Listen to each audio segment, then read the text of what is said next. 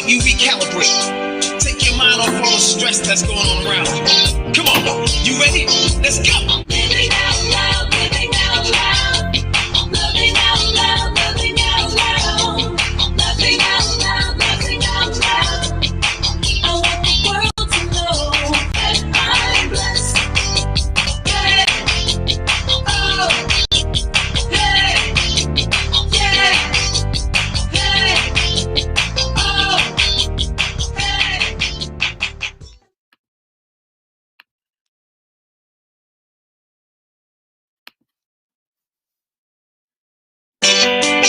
This is just a little song to help you get off on the right track today. Or maybe it'll just help you recalibrate. Take your mind off all the stress that's going on around you. Come on, you ready? Let's go. Living out loud, living out loud. Living out loud, living out loud. Living out loud, living out loud. I want the world to know that I'm blessed. Hey, oh, hey, yeah, hey, oh, hey. Hey, what's going on, everybody? Thank you all for joining the Brothas Like Us Living Out Loud radio TV show. We're so happy to be coming to you once again. Of course, we're coming to you live every Sunday, 4 p.m. on our several different streaming locations. Of course, my personal page, Thurston Daniel O'Neill, but most importantly, our Living Out Loud. Let me see if I could put this caption up for you guys so you can see it. The other Facebook page, if you want to join the conversation, if you want your comments to be shown on screen, we love that interaction. You can find that at LOL Radio TV. That's the other Facebook page. And of course, if you want to join us live via YouTube, you could join us at Living Out Loud Radio on our YouTube page. But once again, it's Brothas Like Us, Living Out Loud Radio TV, a show where you have a bunch of different brothers come together. And I must say, the sisters have been supporting the show like crazy. So thank you, ladies, for being a part of the experience and adding your insight and your wisdom. Every Sunday, 4 p.m., we come and we have a good time. We laugh, we pray, we cry, whatever it is, whatever the subject matter may be that we're discussing, we think we approach it with a very balanced view. And we try to always be respectful. Listen, we definitely don't always agree, but we have all agreed to listen. We don't always agree, but we have agreed to listen. And you get a lot of different viewpoints. You get a lot of different ideas and perspectives on life, love. You see behind me, music, family, faith, fun, love, health. We talk politics, we talk religion, all those things that, you know, they say are taboo, that we're not supposed to talk about. We talk about them. We give our opinion. We talk about them live in front of the world, and we love it. We love it. It's been wonderful. I don't even know how long it's been. I believe it's been about 4 months, 5 months, maybe. We started with the Gospel Songwriter Super Bowl, and that took several weeks for us to go through. I think we started with about 30-something different artists and whittled it down to one who won the Super Bowl. If you want to know who won the Super Bowl, you can go to our YouTube page and see the old recordings of the Gospel Songwriter Super Bowl. But of course, we moved to several different things. We talk about church hurt. We talked about health and wellness and things that we can do as Black people altogether, but particularly for Black men, things we can do to really get our health under control. That was something we've talked about in the last couple of weeks, and I'm sure we'll probably touch on it today as well. Of course, politics, it has been a big thing for the last 4 years, I would say, but we've been on air for the last few months, like I said, and that's always had a place in our conversation about the current leadership, the outgoing leadership, even the leadership coming in, how we feel about the new leadership and what we expect and how we can hold people accountable and things that we can do to make sure that our community is respected, counted, that we get the things that we need. So I'm sure that's going to be a part of the conversation today as well. I know the guys will be joining me shortly.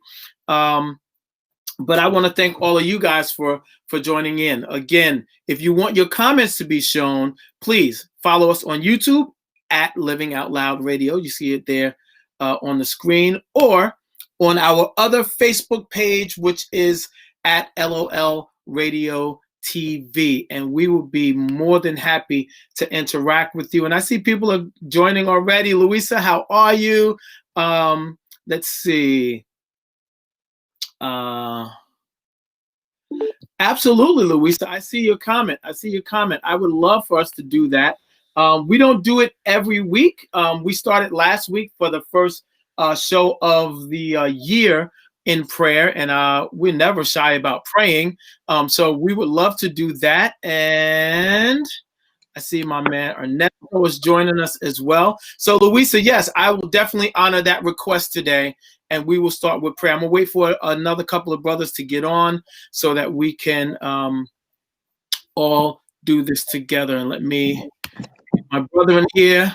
Hey. Ernesto, how you doing, brother? Good to see you, man. How are you, man? Wonderful, wonderful, wonderful. Good to see you as always. Very interesting week that we have had. I think we're probably going to be continuing more of the conversation that we've been having. But as the guys come in, of course, we will dive right in. So how you doing, man? How you doing? Say hello to everybody. Hi, everybody. It's good to see you, bro. Good to see you. Likewise. How are you and the family?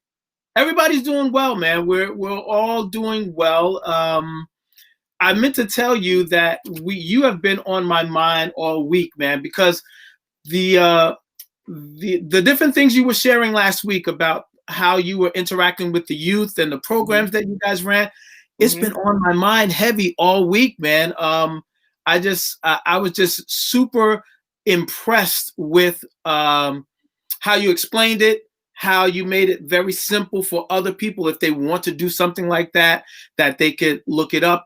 But I know it's much more than what you just explained here on the show, because it goes into the mindset behind the questions and how you process it. So I wouldn't tell anybody just to jump in and do it, but I would tell them to learn more about how to do it. So I would love to even speak about that, even briefly today, to encourage other people if they want to do something like that. I just think it's really powerful, man. I love it.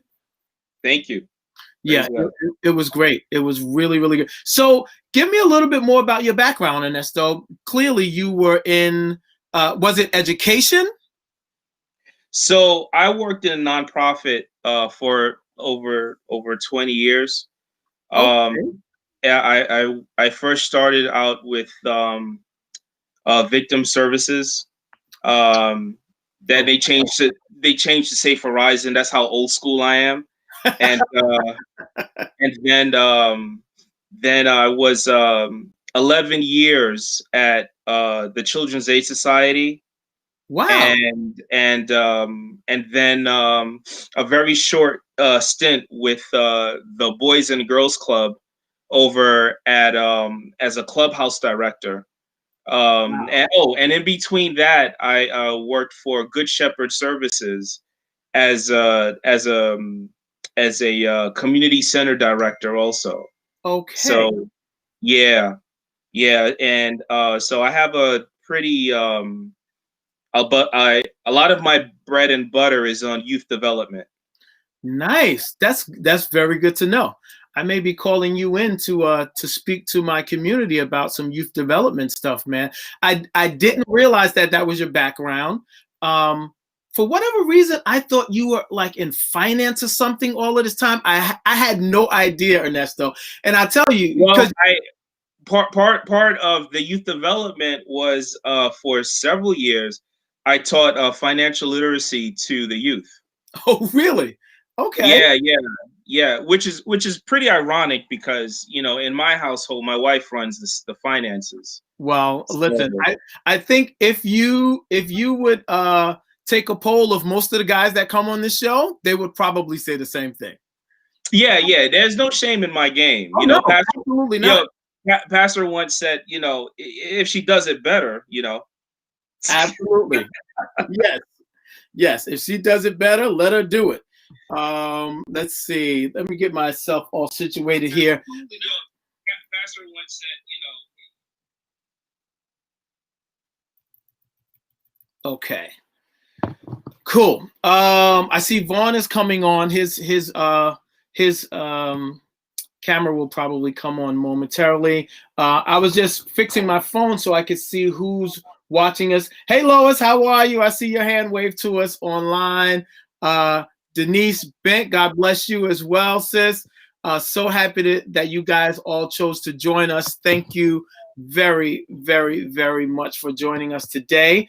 Again, I will encourage everyone, if you're on with us and you're watching, please, if you want your comments to be shared, if you want us to discuss your comment, join us at LOL Radio TV. That's our other Facebook page, and your comments there can be shared on screen.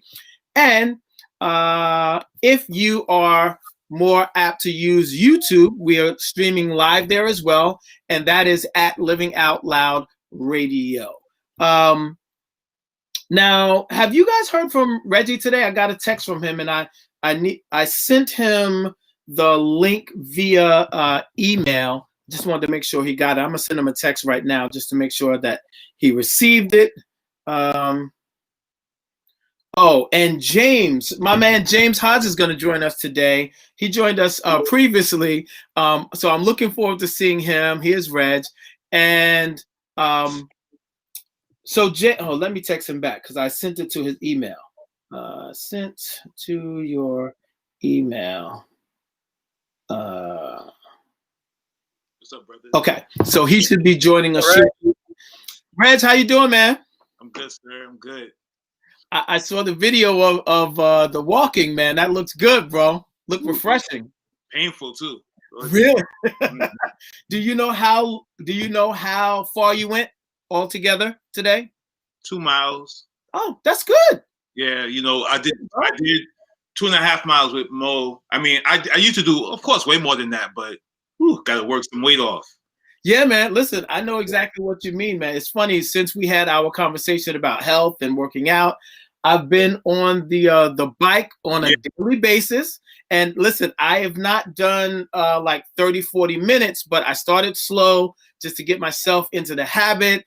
We made some changes to our diet, how we're eating. So we do a couple of days with no meat. And then we sort of, you know, as we work towards the weekend, you know, we'll pick it up a little bit. But it's been really good. It's felt refreshing. It's felt good, you know, getting that exercise in, man. So I got to applaud all of us for that conversation. It's really stuck with me.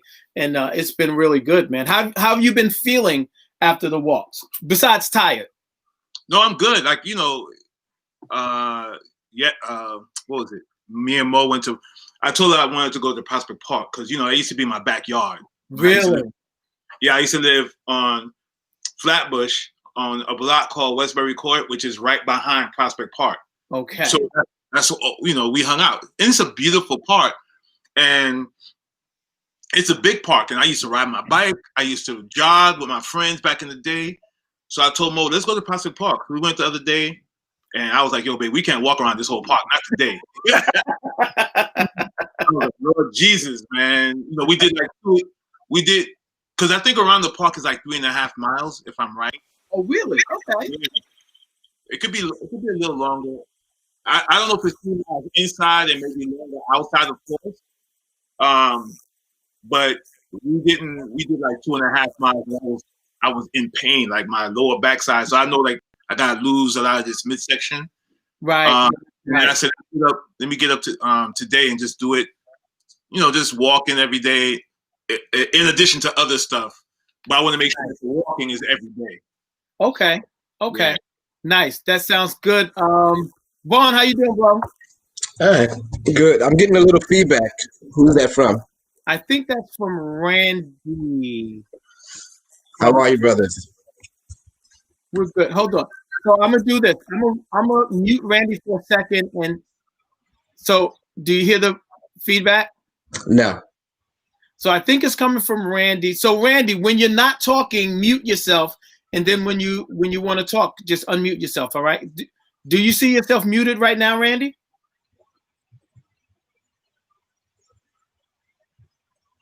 Because I want you to be able to jump in whenever you want. I can hear you now. Yep. Do you have another like device that's on that's near you? Because sometimes that's where the feedback comes from.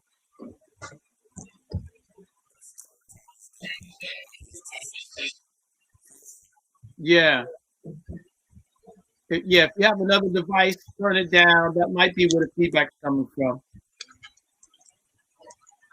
So, but before we get too deep in, guys, I want to honor Louisa's request. She said, "Is it okay if we could pray today before we start?"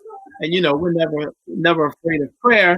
We love that. I told her we don't start every show like that. We started last week's show because it was the first show of the year. So I have no problem starting that way today. And I will just request Minister Reg, could you lead us in prayer this afternoon before we dive in? Yes, sir. Thank you, Louisa. Father God, we just want to first thank you for the opportunity that you've given us to have this platform to just share, to just talk, not to gossip, not to, jump on any sides or anything like that, but just to share how we've been viewing things as men, Lord God. And so we ask that you would be with us in our conversation, those who would be joining and watching and maybe learning and even wanting to come in and challenge some of our thoughts or encourage us or give us some insight that we may not know. Lord God, we're open. Lord God, we just thank you for this platform, this unique platform that you've given us, just to have, barbershop conversations with a whole lot of respect in it. Yes. Thank you, God, for the opportunity. We ask that you be with us, Father God, and be with all those who will be sharing their comments and their thoughts. And we thank you once again. In Jesus' name. Amen. Amen. Amen. Amen. It's good to have a platform where you could pray in Jesus' name, isn't it? That's right. Good. You can't do it everywhere. I understand, and I respect that. But it's good to have a platform where you can pray in Jesus' name. Just feel free and open to be who you are, and hopefully, we don't disrespect anyone. But it's just good to have a platform where, just like the show says, we could live out loud. We could be who we are all the time and express ourselves respectfully. Let me go to you, Vaughn. Say hello to everybody, man. How you doing today? All right. Good morning, everybody. Good afternoon. Yeah. Good afternoon. Reg, you were talking about, you inspired me this morning, Reg, with your post. Your text that you sent to all of us about your walk. And I jumped up, threw on my sweats, and went for a 2-mile walk myself. Nice. Yeah, and it felt great too. Felt good. A nice brisk walk, about 40 minutes. It was about 2 miles. So feeling good, and encouraged that our transformation has just begun. Yes, the transformation begins, brother. The transformation begins. I'm gonna transform my keg into a 6-pack soon, man. 6-pack soon. Right now, I have a keg. Definitely have a keg. Yes. Randy, how you doing, man? How you doing, bro?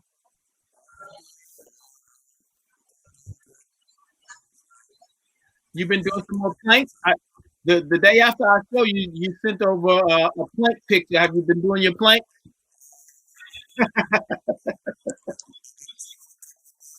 Okay, all right, it's all good.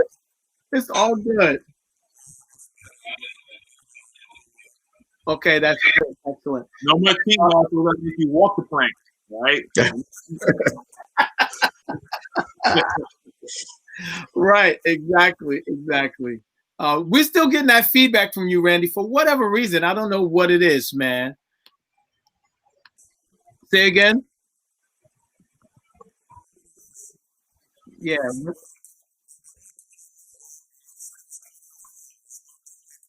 And now all the other guys hear it too, though. Yeah. Right. So we'll see. We'll see how it works. My man Alan coming on. That's awesome. We're gonna have a great show today. James, how you doing, brother? Say hello to everybody, man. Hello, hello to each and every one. I'm excited to always be on with each and every one of you, and I'm just excited to be on. Good. Y'all remember a few weeks ago, we had a conversation earlier, but with what I'm sure we're going to be talking about today, with everything that happened in the Capitol and all that type of stuff, I think it's going to be great to have him on to get his perspective about what's been happening, what's been going on. I think it's going to be great. And of course, our brother Alan is on with us. Alan, how you doing, bro? Hey, I'm doing well. I've had a problem getting on here just because I never remember the link. So thank God for Vaughn and excellent. So I've been going back and just clicking the link. So I'm here. I heard the prayer. Reggie, always good to open up with prayer. I have been following our pack, been working out. I see Randy ducked out real quick because he said he cheated. And, he ducked out real quick. But I've instituted something, and I want to share it with you guys because it's changed the way that I see things in the morning, and I think it's good for just to share, plant some seeds, and whoever. Glean something from it, praise God. If you don't, praise God. Praise God in all things. It ain't for you. Exactly. Right. I'm with you, bro. I'm with you. Go ahead, share, man. What is it? So basically, every morning I'm committed to reading the word. Okay. And I've been doing a lot more plans than I have in the past. So on specific topics, but I have these group of brothers, and Tim Howard, Tyrone, Keith. We're all in the choir together, so we do a lot of reading plans together. A couple of times Brian John has joined us, but nice. Right now Tim instituted this 365-day reading plan, and we're going through that. Randy, I think you're getting feedback because you might have Facebook open. I have nothing open. I'm on a different computer. You still get the feedback? No, not now. I'm not hearing the feedback now. I'm on a different computer. Okay. But so it starts by being thankful. And two, Pastor's prayer really impacted me. So, he said that, Jesus gave us the model of prayer. Mm-hmm. So that model of prayer is thanks, acknowledgement of God, and asking for forgiveness, but also giving forgiveness. So I pray to God every morning about things that, I want forgiveness for, things of omission and commission, things that come to mind that I shouldn't have done the day before. My mindset wasn't right, etc. And then I seek out someone to forgive, actions, words, maybe they wronged me, whatever. But then after I do that, and I pray earnestly to God, I start with a basic workout, which is calisthenics, going back to push-ups, sit-ups, like we talked. Randy, you got me trying the plank again. I did it for 30 seconds. The arms were shaking. I was able to do that, but crunches, some stretching, because we're at that age, get the muscles warmed up. And then lastly, like Reggie said, I go for a walk around my block, just getting the steps in. And that's my regimen. It starts me off by 8 o'clock. I'm done with everything. and I have a better perspective, and I'm calm, and I can then thank you, Louisa. I see that planks are good. I am. Oh, you're bragging. She's up to 1 minute. Okay. Shame the devil. Shame. No, I'm kidding. She's trying to put us all on blast, yo. Yeah, exactly. She's trying to put us all on blast, man. No, so that's good. I love that. So let me ask a question, just off of, and we're gonna dive into something else, but just off of what you just said, Alan. I want to take a quick poll of everybody that's on right now. Do reading plans work for you guys? Well, let me answer that first, because I'm doing a reading plan, but I do my reading plans a little different. I kind of created my own reading plan, and I'm doing it for the second time where I'm taking the group through it. Right, we're doing it together. Okay. And me and Mo did it together some years ago when we were living in Brooklyn, and we didn't complete it. We got halfway through. Things start happening with people and stuff like that. We all get distracted. But I learned a lot from it, because reading plans to me is like working out. You work out best when you have partners, right? And so a lot of people start reading plans. I found that a lot of people don't finish it, right? You always start off really good. You get excited, but you have trouble getting through those difficult books, when you get to the book of Leviticus and Numbers and all that kind of stuff.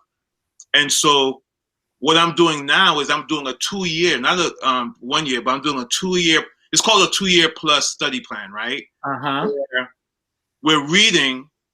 I send out the readings every day, and every 2 weeks we meet just to chop it up, like what we've been struggling with, where we're at, stuff like that. So I found out that that's helping more. Like we're 6 books in now. We're in the book of is it 4, 5 books? We're in the book of Joshua right now. Okay. So that's been, so I think they work, but you have to put the work in. Right. It's not like the plans don't work. It's our scheduling. It's our discipline. Some of us are not really good disciplined readers. That's just the truth of the matter. Yep. It's challenging just reading the word and understanding the historical context, the language, depending on what version. It's so many things that accompanies it. But I think that it works depending on how you approach it. But for the most part, from what I've studied and learned, that a lot of us, we don't really complete it because of other factors that we allow in. Right. Discipline is a huge word. Big time. Huge word for me. Huge word. And you're right. Doing it with someone, I believe, is helpful. I think that I believe that the Bible app that most of us have on sets it up where you can sort of connect with. There you go. You can connect with different people, and it could be helpful. I found, just like what you said, I've started reading plans. Shorter ones I've been able to complete. Longer ones I sort of eventually fall off. What has been helpful to me, I'm gonna grab a book in a second just to show you what has been helpful for me. It's like for 2020 has really introduced so many additional things into my life that's been helpful for my growth and maturity, physically, spiritually, financially, everything. I want to share something with you guys, but the James, do you do reading plans? Do you? How do you plan your reading, man? I don't do reading plans. I just plan to read more. I love it. I love it. Excellent. That's it. I was just doing some reading now. I've read them already, but since we're getting ready for Martin Luther King Day, I'm just rereading some of the 1,000 books I have for Martin Luther King. And, reading and highlighting and extracting certain paragraphs out and certain quotes out. And, sometimes you read the same book over and over and it gets better and better because you forget things in there. It's just like the Bible, you take those certain passages and certain parts of the Bible, and then you go and do your research and you get even more in-depth knowledge on something that you're reading that you had no really clue. And, I just, like I said, plan to read more. Maybe I need to get a reading plan per se, but I just read, and then somehow it seems like whenever I start trying to read some good books and stuff, I could be not tired at all, and then somehow I just get tired. Yeah. I said, man, the devil is a lie. I'm trying to read the word. And now, if I start reading, I probably could be up for another couple of hours. But whenever I start reading, I just kind of get tired. So I got to find different things to do. But I don't have a particular per se plan. Okay. I think it's called booknight. I think when you start reading, you get sleepy. Yeah, I think it's the same. It sounds pretty typical. So many people, I think, share the same problem.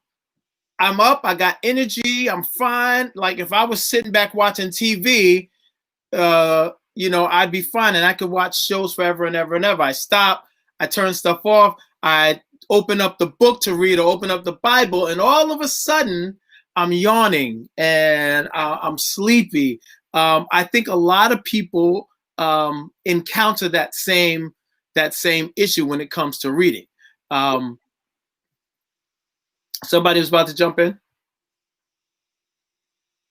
I think I heard something.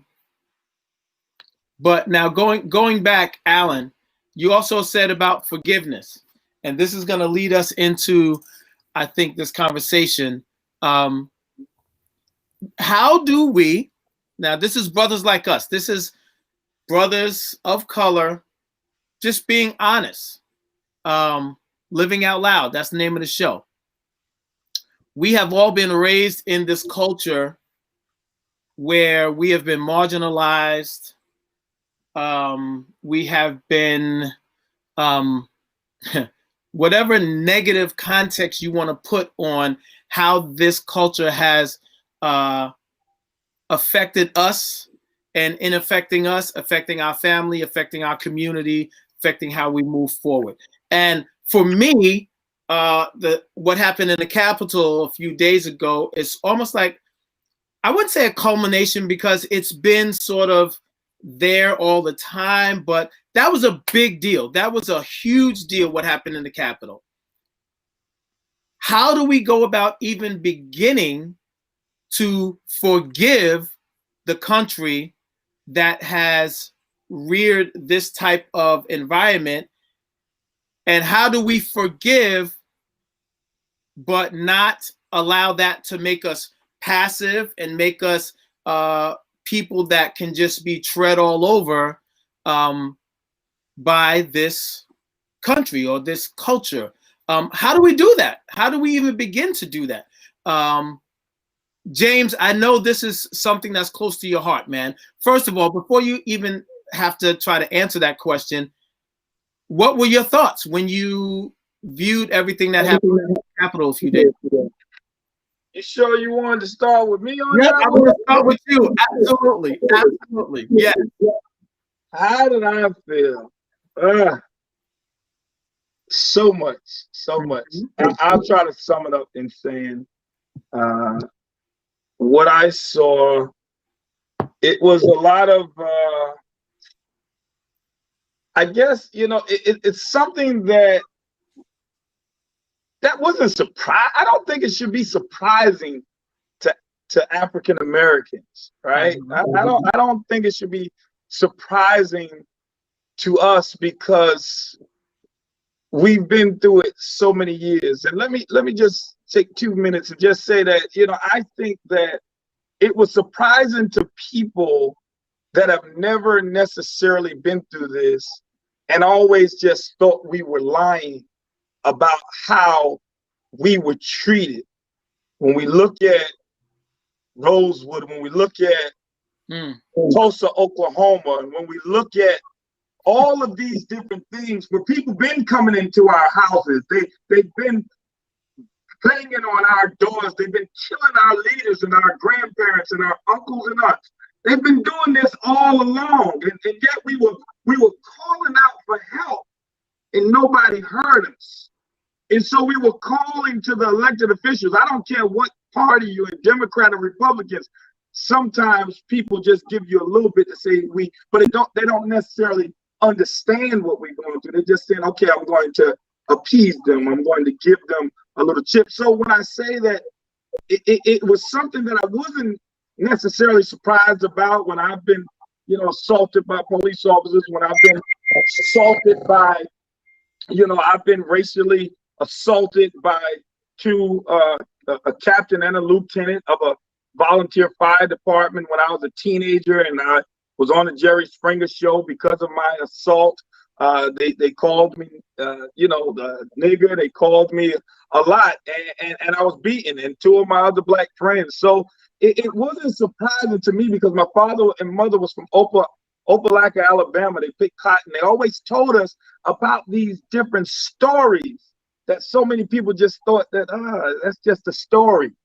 And so it was just when this was going to happen. So I think for the millionaires that were millionaires, some of them prior to getting into office, and some of them had security prior to getting into office, and now we're the #1 country in the world.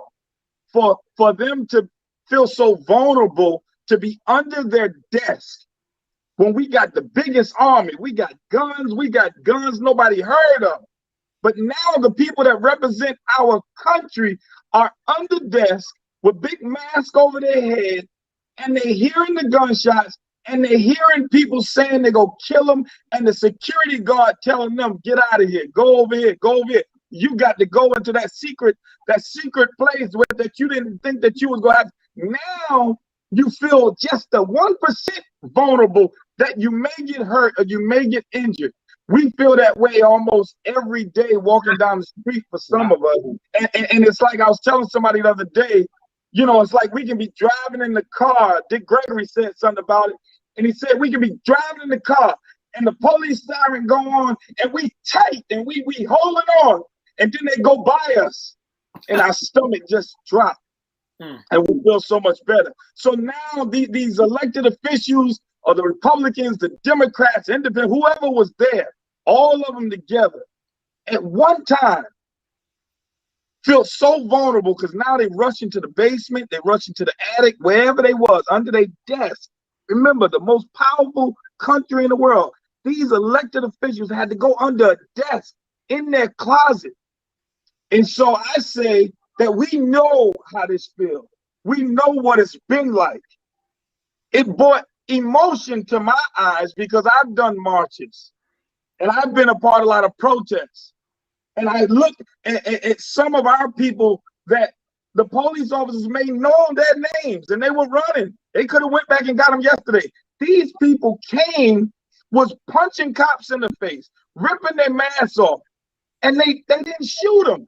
Why? Because I understand, and I'm finishing up. I understand that, like Martin Luther King said, that somebody told a lie one day, and everything black had to be bad and evil. Everything white had to be pure.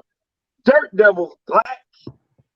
Angel cakes, white. Everything that has been presented from us, because we don't have great shows like this, but now we have one where we can present some of the great things that African and Black Americans are doing. Everything on other news stations, every time a black person do something, it's always presented in a negative light, we go by somebody's car, you hear the doors lock, click. Why? Because of what has been presented of us. So they didn't see white as a threat. And that's why when white people was punching them in the face, they still didn't see them as a threat. If you ever felt like your life was in danger as an officer, that was the time to shoot. We're running away, get shot in the back, shot for speaking up, beat in the head, bit by dogs. Where was the water hose? Where was all of that? And so I can go on and on because I wasn't surprised, but I was a bit frustrated from what some people are saying that they didn't know, they didn't understand. That's been going on in this country for years to our communities. The most successful black communities around this country have been burnt down. Tulsa, Oklahoma, March 31st, 1921. Look at that and look at all of the black communities that they went in and took the men, lynched them on Sunday, just like today, a Sunday. After church, they would go and lynch black people. Right. And so this lynching mob that was there, some of them bought those zip ties to find those elected officials and kill them. It wasn't they was going in there to just talk. They were going to kill people. And the more and more these videos come out, the more and more this country will see more and more. And some people just mad because it's coming out. We already knew. This ain't no surprise to us. So I'm sorry to take too long, but I ain't surprised. But thank God. Hey, they got some windows messed up. They got some papers thrown around. We got a lot of our lives taken. And I don't agree with what happened, but I'm saying we should have known this, but they didn't see white as a threat. I love it. You didn't take too long, brother. That's exactly why I started with you, James. I want you to be able to release and get it out. Because I know it's something, and this is what I'm saying. When we talked earlier, you said you've been quiet on the issue. I'm trying to fix the feedback. I think that's coming from you now, James. I know you had said you had been kind of quiet on the issue, and it's right, because even reading your social media, there wasn't a lot that you posted about it. So I know these things are dear to your heart, man. And when you see it, it invokes some special emotions in you. So I'm so glad that you agreed to come on the show today. This is a place where you can release and let it out. So I'm glad you shared all of that. I want to say maybe it's a good thing that James waited also a few days before he released it all, because I can say, and for myself, in the immediacy of everything that was going on, I was enraged. I was watching it happen. And at the same time, I was seeing social media feedback of people I know who are Trump supporters, people who I know personally, and seeing links to people in ministry and their reactions and them making excuses. And one person, there was one particular person I know that was posting stuff of that, okay, what they're saying is not happening. And then a couple of minutes, the next post was, it's happening, but these people have a reason for doing it. And then the next post was, is Antifa. So this one person is making all these same arguments, just throwing everything against the wall and seeing what sticks. Right. But I was seeing so much stuff coming from people, and what bothered me the most, I know people out there are crazy, but when I see people who are supposed to be our brothers and sisters in Christ, and then immediately I just, I posted out of anger. And I pretty much called everybody trash. You name it, a long litany of people. I was, they're trash. Trump, his family, other people I know. I was just, everybody's trash. I was just furious in that moment. And of course, maybe a day or so, the spirit of conviction comes on. So you were sort of like Snoop Dogg going at Gail after she came for Kobe after he passed. And listen, I understand. He went hard. I think he went over the line. In that moment, that's what he was feeling, and so he shared it. And this is the blessing and the curse of social media and having being able to express yourself immediately. James, I agree with Vaughn. It was so wise for you to pause and not really express everything that was going on in the moment, because it can be, although it does allow us to express ourselves, it can boomerang back on us when we're just expressing our emotion, even if we're right, even if we are right, it can sort of turn on us. So I believe it was wise. Vaughn, I did see the trash message that you shared. I was dying laughing. It was hilarious. But did you see, I made an amendment to it. I left it up because I made an amendment. I wanted those who saw me react in that anger. I wanted them to see that, and after a while, after I came to my senses, I recognized that everybody is redeemable. Yes. So no person, even Donald Trump, is not trash, because God can redeem anyone.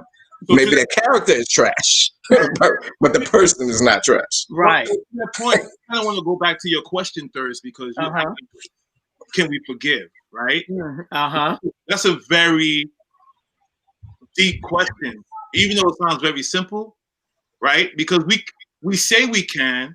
So I had to kind of look up the definition again, because we think what forgiveness means, right?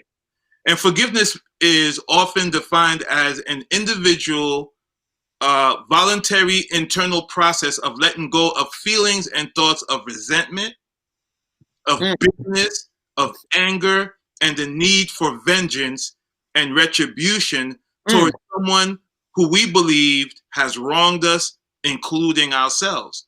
And I'm gonna tell you, when you asked that question, I struggled, right? And you know me now. I never will apologize for my faith, because a lot of times when I get into conversations with people, if they ask me a question, everything is filtered through the Bible for me. Yes. And then people tend to attack me and say, well, don't bring the Bible into it. I said, well, don't ask me no questions. Don't tell me to shut down my belief because it's going to challenge your belief. I don't tell you to shut down what don't tell me to shut down what, right? So as you asked the question, what came to mind was Jesus' conversation with Peter, right? After Peter denied him. And this is after it happened, and Jesus is having a conversation with Peter, and he says to Peter, Peter, do you love me? Right? And Peter said, yeah, I love you. He said, then feed my sheep. He says, and he asked him like 2 more times, Peter, do you love me? Yeah, I love you. Take care of my sheep. Peter, do you love me? By the 3rd time, Peter was a little bit like angry, a little bit, like, yo, why you keep asking me? He said, because if you do, you're going to take care of what you have to take care of. So that came to my mind immediately when you asked the question, because yes, we can forgive, and yes, we should forgive, but it doesn't take away the accountability that the person has to change their actions, right? So I think about America as this, there's this system set up that oppresses us. Until that system changes, we're going to hold you accountable. Right. You can say sorry all you want. You can ask for forgiveness, and yes, we'll forgive you, but we need to see you change some things. You know what I'm saying? And that's where we have to keep the pedal on the metal on our part. The forgiveness part is for us to let go of that resentment, but it doesn't mean that we let go of the fight. And I think people get those two confused. Oh, if you forgive, Jesus forgave the whole world. Right. Jesus forgave us for sins past, present, and future. Then he does this. Father, forgive them. They don't know what they're doing. And you know what? I often tell people, whenever you see people acting crazy, like we saw in, last Wednesday, because I remember having a conversation with God off of somebody who hurt me. They said something to me, and it was so intentional. And God says to me, Reggie, forgive him because he don't know what he's doing. And I said, he sure sounded like he knew what he was doing. He sure sounded like he knew what he was saying. But God reaffirmed it. They don't know. They don't know. People don't know what they're doing. And that's just the truth. When people swear they're smart, but don't know that they're not. And so my thing is, yes, I'm going to forgive. It's in my, God put it in my heart, even when I don't want to. Like Vaughn, if I would have been on Facebook, I probably would have ranted and raved. So thank God I was off of it before all of that stuff happened. But, at the end of the day, God is the one that is dealing with me. He's saying, Reggie, I need you to forgive. But I also need you. There's some, the same way, God says to forgive our enemies, man. And, that's already hard. That's extremely hard, bro. God said it. So is God wrong? So, I mean, that's me. That's me being informed and shaped by my faith, which is not everybody's cup of tea, and I get it. You know what I mean? Right. So I say yes to your question that we can forgive. We should forgive. Doesn't mean that everybody will forgive. It doesn't mean that everybody will forgive immediately. Sometimes it takes a minute. Give me a time. Right. You know, even when we get into arguments with our wives, give me a minute, you know. Right. We should forgive right away, but we usually don't. You know what I'm saying? So I know that's not everybody's cup of tea. It doesn't mean that it's mine, but it's something that informs me. You know, like, okay, we'll work on that part, you know? Right. But it doesn't take away holding that person accountability to the changes that should be made. So knowing what to do is different from being able to do it, right? Knowing that it's the right thing to do is one thing, but actually being able to implement it into your life, into the way you go about how you view people, how you view stuff that's going on. And I think there's a delicate line, because some people think that forgiving means I've forgiven you and I'm going to leave the issue alone. Listen, I've been hurt, and I may forgive that person that hurt me, but I still have to deal with the effects of the trespass that was done to me, right? So even as Black people, we can forgive, but we are still we can forgive today, but there's been hundreds, thousands of years of this system. There's been hundreds of years of this system that has affected who we are today, and we still have to deal with the effects of the system and what it's done, not only to us personally, to our families, to our legacy, to the next few generations. They still have to deal with what was done to us, even if we forgive. So it is, we know that we should forgive, but actually putting it into practice, that's a whole nother thing. Randy, have you forgiven everybody already, man? Listen, man, like I told y'all guys on Wednesday, and I'm gonna listen to James speak. But like I told y'all on Wednesday, I said that I was not upset by it because I expected it. Right. I expected this to happen.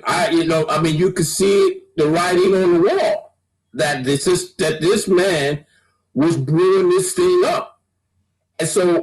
And when you look at history, they want to continue to say that we the violent ones, but when you look at it, they have always been the violent ones. So it never shocked me that they would try to overthrow the government, because this is who they are. So I don't expect nothing from nobody. I just learned to accept that this is where they are, and I'm going to work on myself to do what I got to do to better myself. I'm not going to allow them to stop me from getting whatever I have. I mean, I have to just depend on God, trust in God, and keep it moving. Because I understand that there's roadblocks and things that is set up, that is there to stop me from doing that. And so, I mean, it's I don't get like crazy about a lot of this stuff. I mean, I have become more vocal. I don't like bite my tongue when I'm around them. And I say what I need to say, because I realize that they don't bite their tongue around me. I understand a lot of times that people say stuff and they try to make it like they're joking, but there's a lot of truth said in jest. When you say things and they say things to you and they call you out your name, or they say something like that and they try to see like that you joking around and playing, they're not they serious about it, even though they try to put it into a joke. So, I don't get really crazy about it. I mean, I understand the things and the hardship that we've gone through, but like when I was talking to you about the cops this week, and I was sharing with you, so my question was going to be to the brothers, that if you seen a cop arresting somebody, and the person that they arresting got the best of the cop, would you help the cop? Wow. Would you go in? Reggie, you have dealt with cops. James has said he has dealt with cops. Would you go in and help the cop? Wow. Or would you stand there and watch him get beat? Floor is open, guys. I probably would make a determination if I would survive getting involved. Would I be putting myself at danger? Could I actually, if I felt the cop was in the right, would I be endangering myself or my family? If I had them around by getting involved, I probably would have to make that decision. But I won't have an issue helping an officer if I thought the officer was in the right. I seen this on Facebook, and that's why I'm bringing this to you. These guys, this cop was arresting this guy, and this guy got the best of the cop. I mean, he hit this cop, man. He's just like had this guy just like disoriented. He didn't know where he was at. So these brothers came over there and they bum rushed the guy and they helped the cop. So one guy had the guy in a headlock, had him on the ground, pinned down. Now, when the other cops came, who do you think they grabbed? Oh. They grabbed the guy who was holding the other guy, that guy. Now, they both were black because it was the brother that was beating up the cop. He came right over there and they grabbed him. So now the cop gets up and he's like staggering all over the place and he's like, no. And that's when they let him go. Right. Man, that's a tough question. And so Vaughn, I think in my mind, I'm thinking the same thing, because once you step into that, there's no telling what's going to happen. Like you said, Randy, other cops come on the scene. They don't know what happened prior. So they're looking at this cop. Maybe he's called a distress call already and they're on their way. They're amped up. Somebody's attacking one of our brothers and they get on the scene and they see you involved. They don't know that you're coming in to help the police officer. So and listen, if you get someone that's trigger happy, maybe they have their taser on them, whatever it may be, you are putting yourself at danger. And so that's why I put Brian's comment up. Help how exactly? Help them up? Call 911? What would be involved? That's a good question. I think calling 911 is the smartest thing, really, because then you can describe what is actually happening. Right. So when police come, like if other people get in, like when George Floyd, when what was happening to him was happening, there were people trying to tell the cop, yo, this is what you're doing. You know what I'm saying? Right. Thank God somebody taped it, or else we wouldn't even be having these conversations, right? But, I think describing, and to be honest with you, it is tough. You know what I'm saying? Because you don't want to see nobody getting hurt for if it was if it was a cop mishandling someone, and you want to jump in, but you don't know what the situation can. How it can progress, and you could get the worst of it. You know what I'm saying? I think 911 sometimes is the safest bet, because then you can describe it. It's a recorded call, so if the officers try to lie about the situation, there's recorded proof. Yeah, this actually brings to mind a meme I saw this week. It was of a black cartoon character, and it was him looking, and it said black people watching white people beat up the blue lives that they said mattered at the Capitol. Right. We gotta stop this clan on clan crime. Yeah. Just wrong. Wrong.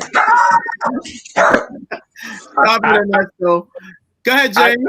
I think that it depends on the situation. Just like I would say CPR, the first thing you do is call for help. So hey, if you call for help and then you examine the situation, right, before you just go diving in, and so I think as a former animal warden working for the police department, a former auxiliary police officer, a person that has law enforcement in my family, that has a brother that did 31 years in the Marines, and a lot of family members. I don't see a problem with assisting and helping, but it's helping how? It's all helping how. And I ain't gonna help you beat nobody. I ain't gonna help you, I hold them down, you put on the handcuffs. Like, come on, you got a radio. 10-4, 7-9, send some backup. I mean, like, what help are we doing? You know, so I think it's all based upon what type of help. To me personally, the type of person I am, I would not like to see anyone hurt because I care about people, right? And as a Christian, I care about people. And so, if anything, I have even been in situations where I would say, listen, you see his name, you know him. Just I've gotten in the middle of people and cops, you know, thinking necessarily about the person, but also thinking about the cop. Like, you know, this guy don't care that you have a gun. Like, if you can, you probably need to get some other people and let's try to defuse this situation. You're only agitating it, you know, and sometimes I think that they come to situations just very aggressive because of who? Our color, and they see black as a threat. And it's simple. I see black as a threat, and I see white as okay. Let me see what's going on. Black, I'm already on guard. And it's because, again, what is presented and the presentation that's always presented of black people. You don't find all of the good stories. And it's like, when you meet us, it's like, oh, wow, you're so nice. Well, what did you think? Oh, wow. Oh, you speak so well. Yeah. So I have to say that just to get on what James' point said, I remember, and it may lead to another topic, but I remember when Reggie and I were in Germany on missions, and we're in Germany, and we're talking, and you know, we're talking to this German woman, and she asked Reggie and I a very interesting question. She said, "Are African Americans really the way how they're portrayed in the movies?" Wow. And Reggie and I, wow, I don't even think we had to look at each other. We were like, no. right. We got that question a lot in Europe.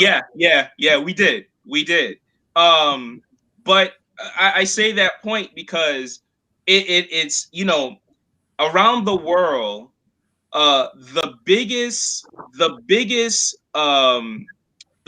thing that the world consumes of America, or rather, let me say it this way, the biggest export that America has is their culture.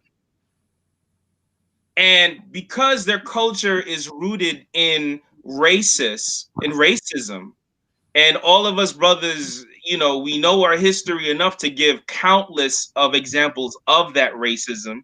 Some of that was already said. It fans the flame of racism throughout the country. Another example of that was one time when we're with the gents, and I don't remember what country this was, but a youth center was welcoming the Nubian gents, and they wanted to, I guess, make us feel at home, and they were playing the most profane rap music, blasting loud. All right. Wow. And so that is that is pervasive in the culture. And not only that, but it doesn't only go with black people. I mean, I found out today that when the Statue of Liberty was open and they did the celebration, even though there was a woman, women were not allowed to enter the celebration. They were not allowed in Liberty Island. In fact, wow. the women, that was during the time of the women's suffrage movement, and a whole bunch of women were in these boats riding around Liberty Island protesting the fact that they can't even go in and celebrate a symbolism of liberty in the United States of America. When I see what happened on Wednesday, it's like the chickens coming home to roost, because America is suffering from the monster that it created, and now it's turning against itself. Wow. You know, look, unforgiveness hurts the victimized, but hatred kills the victimizer. And I'm telling you, I mean, I'm talking about as far as your soul is concerned, not literally, you know. So, you know, and also just to go into what Reg had said about about I think Reg said about those who think they are smart and they're not. You know, that's the worst kind of dumb. You know, and you know, because a lot of these guys, you know, I'm talking about the people who raided the Capitol. They're so far behind, they think they're ahead of everyone else. You know, but you know, and I think that we need to. I think there is something to say about an assertive Christianity. That we need to also go that yes, Jesus forgave, but also he confronted with truth. That's right. Yes. Yes. You know, and that's what's important. You know, the fact that we hold the United States accountable to the words of its Constitution is its saving grace. The fact that you had people like Martin Luther King to save the soul of this country, because left on its own, that's what you get on Wednesday. Yep. And now all of a sudden, it's not a Muslim, it's not a black man, it ain't even a feminist. It is the white male landowners that this country was truly created for. Yes. Yep. So that's, you know, that's, oh, and lastly, I would say this. It's so funny that there is no rule, there's no law on domestic terrorism, right? But yet, if I had a 16-year-old son hanging with his friends and they go and commit a crime, it's the gang task unit that would arrest them. And he gets charged with what they get charged with. That is absolutely correct. Yep. But yet you see what happens, you know. So I think that I love the fact that this has happened, because and I mean it this way. I don't mean ill, you know, like James, I agree with him 100%. I don't mean ill to anyone. But you know what? If this is what it takes for you to understand, then maybe this is a good thing. Right. And there are those who are still not going to understand. Yeah. So listen, I think that's right. Thurston. Yes. Thurston, what do you think the Native Americans feel? Lord. The natives. Listen, I mean, the natives probably sit back like, we told you. We had Thanksgiving with them, then they killed us. Right. So this is the thing, man. This is our country. It's funny that we look at Trump and we listen to what he says, and he sort of makes statements that everyone knows is not true. Everyone has seen the facts on video, pictures. We've seen him say things out of his own mouth, and he'll come back and say, I didn't say it, but the video is right there. It's similar to the country in a nutshell. They wrote out this Constitution and all the rights that all the people should have.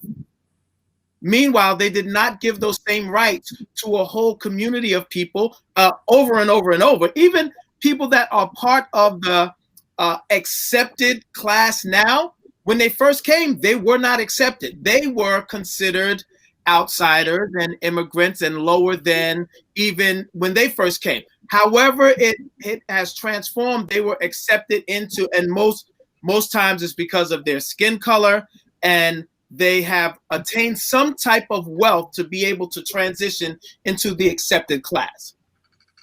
But because of our skin color, because you know I'm black as soon as you look at me, because my skin says I'm black, the system has been fixed around us. So the country has been acting for hundreds and hundreds of years the way Trump has been acting for the last 4 years. That he thinks that he can just say it's not true, and if you say it enough, people will believe it. The reality is the system has been fixed against us, and if we were being honest about it, we could go in and we could fix the laws and we could fix the system so that it's more equitable. But people don't want to give up that power, man. They don't want to relinquish the power and the benefits that come along with the system that we are all raised in. That's the reality. That is the reality. Domestic terrorists vote. Exactly. People are scared of what happened in Georgia. For a Jewish and a black man to be elected, they're scared of it. Right. You know, and you know, when you look at Cheney, Schwarner, and Goodman and how they went to register people to vote, and then they put them in the bottom of a pond because they were killed. And now look at what happened in Georgia. So I just thank God for being an awesome God and being a great God. When you look at the Capitol and you say, wow, you know, hey, we've been marching and shouting since 1619, since we came over here, not in the love boat, but we didn't come in the nice, we were in the bottom of the ships, like I said before, with feces. Our women were being brought up one by one, being raped and killed, and some people jumped over during the Middle Passage and to enter their death because they felt like, I'm not going to take this. The way they fed them is throwing slop to them as they were chained in the bottom of the ship. You know, when they brought us over to do our farming in the South and the textile in the North, we built that capital. They messed up what we built. We should be mad about that. They messed up what we built back when we was building. The slaves built that. And so I just think that they're scared of equality. They're scared of equal rights. They're scared of what the Constitution speaks about. And they're scared that when Black people start recognizing the power that God has given all of us, it's just that they have owned, again, the narrative. When you let people tell you your story, then they start controlling you. And we can't let people tell us his story. His story is one story. We can't let people tell us our story. We can't listen. Black History Month is the shortest month and the coldest month. Like 365 days is not enough to tell our story. Right. We must tell our young children our story. We must pass on. Some of our kids don't even know what grandma did. They don't even know what dad and mom did. And so what we have to do, and I think everybody should really push for some people to look at the Netflix movie 13. And it shows a lot on how they we talked about that. Yep, absolutely. Yeah. James, can I talk for a minute? Because I want to jump on something that you said that I want to reiterate because your words are so powerful. You guys remember the recession when Obama was in office and when he inherited the recession from the previous administration and he had to create the stimulus package, right? Mm-hmm. If you remember, there were white people jumping out of windows.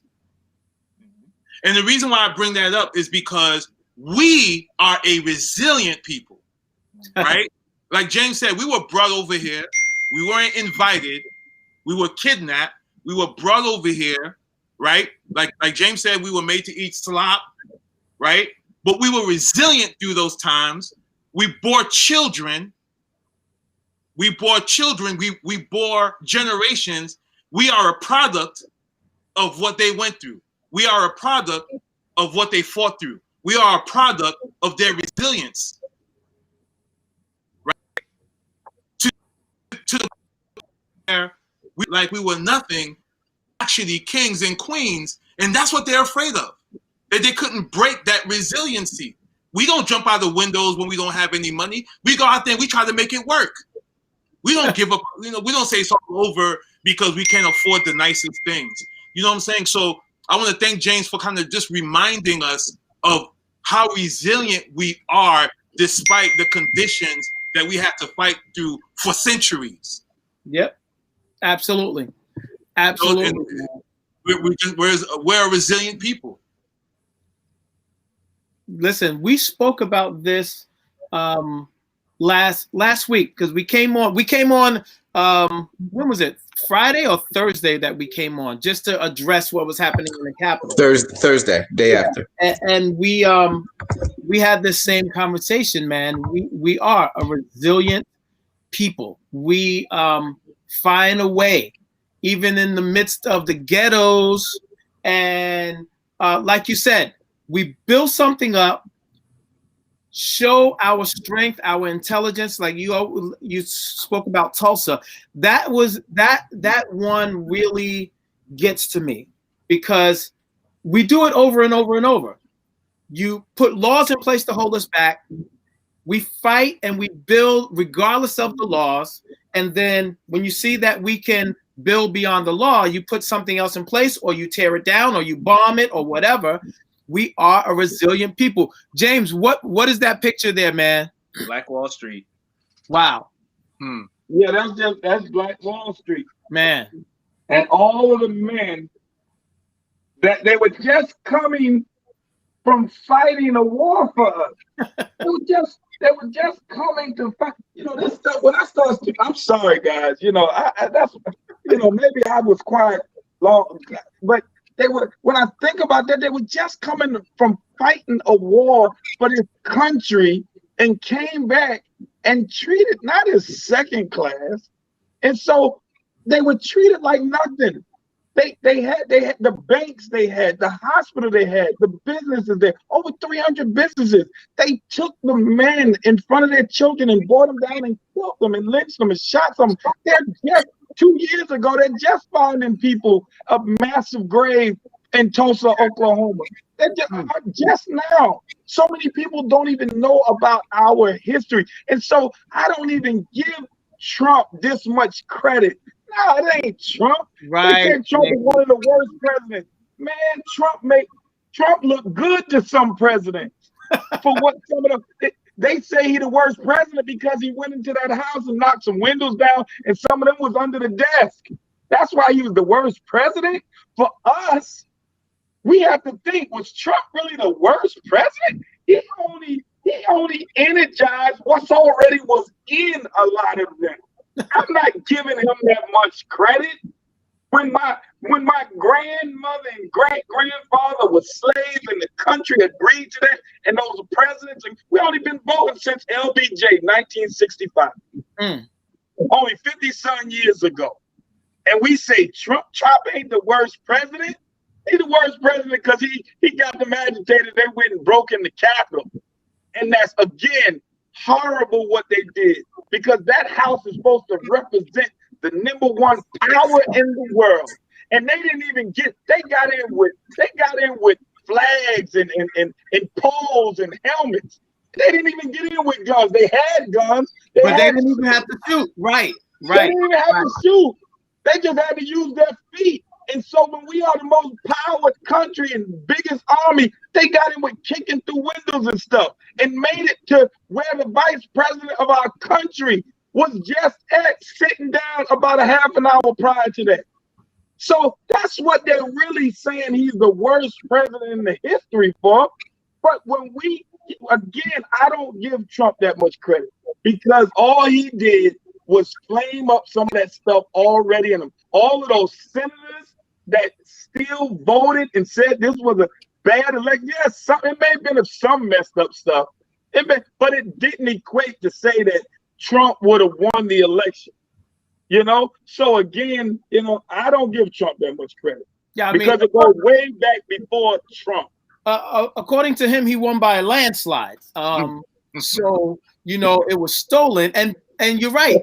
People are still holding on to those words with no evidence, with nothing to validate the claims. They will just say it because he said it. So this you tell them how long enough, they'll believe it. Exactly. You gotta go check out some of Phil Vischer. We spoke about Phil Vischer before. Yeah. A couple of his posts this week, and he's really, Phil Vischer, for those who don't know, is a white Christian writer who's well known for Veggie Tales. He's the creator of Veggie Tales. But he's been throughout this election season. He's been doing a lot of posts on just all kinds of topics dealing with with the racial inequality and politics and things of that nature. And one of his posts the past couple of days was basically lambasting the white evangelical church. Oh, He says really? they are complicit. He Wow. says he calls this was a Christian insurrection. That's what he said. Wow. This was a Christian insurrection because the church is so complicit in building Trump up and pushing his lies and supporting him that they are the reason they have to admit that they are the ones who pushes and allowed this to take place, and they're the ones who God is going to judge on this. Wow. Well, did he name names like you last week? Oh, he didn't name names. Do you need me to name names again? No. No. I'm not encouraging you to name No. names, man. No. But one thing you were talking about the Capitol. One thing that happened Wednesday, the Confederate flag was flew inside the Capitol. Do you know through everything throughout our history, throughout the racist history of the United States, through Jim Crow and through everything else, that is the first time that the Confederate flag has flown in the Capitol. Yep. Wow. And it happened in Trump's watch. I didn't realize that, man. I didn't realize that. Wow. You learn something new. You learn something new every week on Brothers Like Us, Living Out Loud Radio TV, guys. I had a question for you guys. So Biden's going to be president. Kamala Harris is the vice president. This is happening now in 2020. 4 years, we have another election.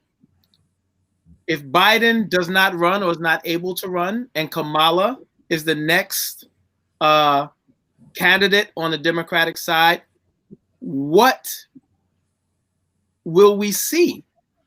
Not only, you see how they reacted when a white woman was almost elected president. What will we see if a woman of color is on the precipice of leading this country as the president of the United States? What type of response do you think we're going to see from these same people? Now, and I say all the time, I don't agree with the way Trump operates, but he did have a lot of people that voted for him. A lot of Republicans that just said whatever he says goes, whatever he does is okay with me. I'm going to support him. Of course, they're running now because his reign is over and everybody's trying to distance themselves. But what will we possibly see in 4 years if Kamala Harris is running to be president of the United States? Do you think we'll see more things like this from the other side? Thurston, I believe that the United States of America is, believe it or not, is more misogynistic than it is racist. Wow. I think that you can't tell me that some of the vitriol that was aimed towards Hillary Clinton, even though a lot of it is self-imposed, had to do with the fact that this country is very, very, the way how this country treated its own white women, right, who sleeps in the bed with them. How do we expect to be treated any better? Right.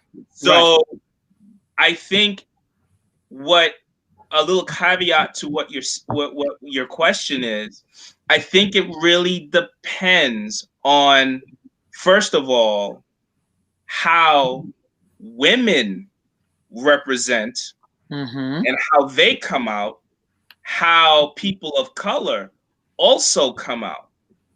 Because the United States, or this, for lack of a better term, this demon ain't gonna lie down and just lay dead. Not at all, Ernesto. Not at all, man.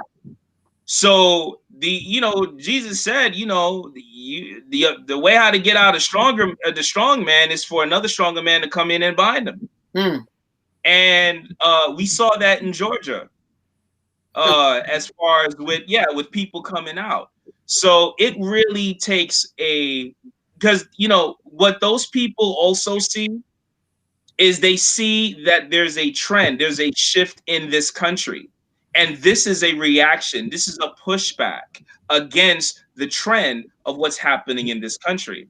So I think it depends on us, and especially if especially if the Biden administration is half as successful as we need them to be. Right. I think that, we tend to get relaxed. We tend to get a little, when things are going well, we're resilient, but I'm afraid to say sometimes we can be very reactive. So I think that's what it depends on. It depends on if we keep this momentum, and we have to be relentless in our pursuit in equality.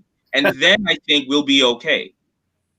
So even if we do, like you said, if we get half, 3/4 of what we need for Biden to do, right, to not just relax and be okay with that, because we have hundreds and hundreds of years of oppression to undo. You won't undo it in one presidential term. You won't do it in a few legislative changes. It has to be broad strokes and far-reaching legislation to put the things in place necessary. And with the type of pressure and with the culture as it is now, with the uproar, with the people marching, with the other people on our side to a degree, educating them on what more needs to be done, more than just saying I'm with you, or more than just marching alongside of us, but really helping to implement these changes. Even if the next 4 years we see incredible equality legislation, there's still going to be more that needs to be done, because 4 years is not enough time. Yeah, and Thurston, don't forget, the political, I don't know if it's a term, but political literacy matters too. Yeah. We're talking about, Pastor was talking this morning about, and I was wrestling with that because, I think I said it on this show that I don't believe that Trump was put there by God. I think that he was allowed there. But Pastor has a different view, and I have to really kind of pay attention to that, right? Okay. But regardless, from Obama's presidency, if you wasn't into politics then, you would say it was quiet. His whole 8 years in office, no drama, right? But we weren't following politics as closely as we are now, because Trump brought a lot of media attention towards politics. Because of the pandemic, we were all, sheltered in place. Our kids were watching what we were watching, and not starting to ask questions. So even during the time of voting, you had children who couldn't vote, who was encouraging adults to vote. Right. So they talk about the landscape of the political landscape within our culture growing in a certain way that can change the outcome in the next 4 years now because of the black vote. If like Ernesto said, we can't take our foot off the pedal. We got to keep educating our kids. Now we have to continue to follow politics. Just because Trump is out of office doesn't mean we're out of the woods, right? Right. This land is devastated by not just bad politics, not just racism, but by this pandemic, economic collapse. So it's going to take more than 4 years to rebuild. We know that. Absolutely. And so I think part of it, we don't know what to expect. But like Ernesto said, it's up to us to not, take the accountability for certain changes to be made. On our part, we got to still stay educated. We got to stay informed. We got to educate our kids because they've asked the right questions. And now we want to, like I said, I started teaching my niece, who's 11, about politics. We started talking. I told her the role of every position in office, from the presidency to governance to the mayor to senator to all the local officials. Like I started to explain to her their roles and response, even the treasury. Even things I didn't know before I spoke to her, I had to go and do my research. Right. Because I just not that I want her to enter into the political realm, but I don't want her to not know. Right. So that when she has to make an informed decision when she gets of age, she won't be like me, who had to wait till like I'm almost 45 to start taking politics seriously, because it affects our lives. It affects our Pastor says, we have a responsibility to pray for those in authority because our peace is at stake. Right. Livelihood is at stake. So, because we live in this country, we have a stake in it. You know what I'm saying? So, so I just say that in terms of like, we don't know what to expect, but we know what we should be doing. Right. Right. Personal responsibility and accountability is huge. We talk about it all the time on this show. And that's the delicate balance. Like for me personally, I think I shared this on Thursday when we talked.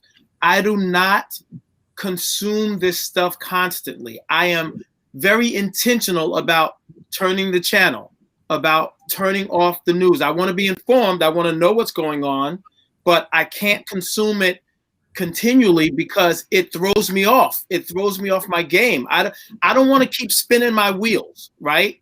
I wasted a lot of years spinning my wheels. Same old, no growth, no real consistent growth.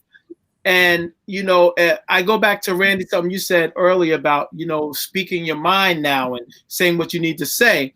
I think that comes with age, because I think I'm at the age now, Randy, where I'm saying stuff now that I probably never would have said. I'm responding in ways I probably never would have responded, say 10, 15 years ago, because I'm at the age now where I'm like, man, it's just going to be what it's going to be. I'm going to say what needs to be said.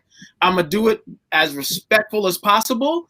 But certain things just need to be said and people need to hear it. So personal responsibility, the way I speak to, the way I treat my wife, the way I raise my daughters, the way I speak to them, the way I empower them to do what they need to do to succeed in this life. Yes, that's personal accountability. But also speaking to the powers that be and holding people accountable. You're an elected official. You got my vote. I have the right to hold you accountable and to call you out. Now, a lot of politicians don't like that. They want to be in their position and be able to do what they say they want to do, or what they feel is right, or what they feel will get them reelected, or their constituents to vote for them again. But that is not always the right thing to do. And we have to be able to hold them accountable, just like you guys said. That's the bottom line. Go ahead, Alan.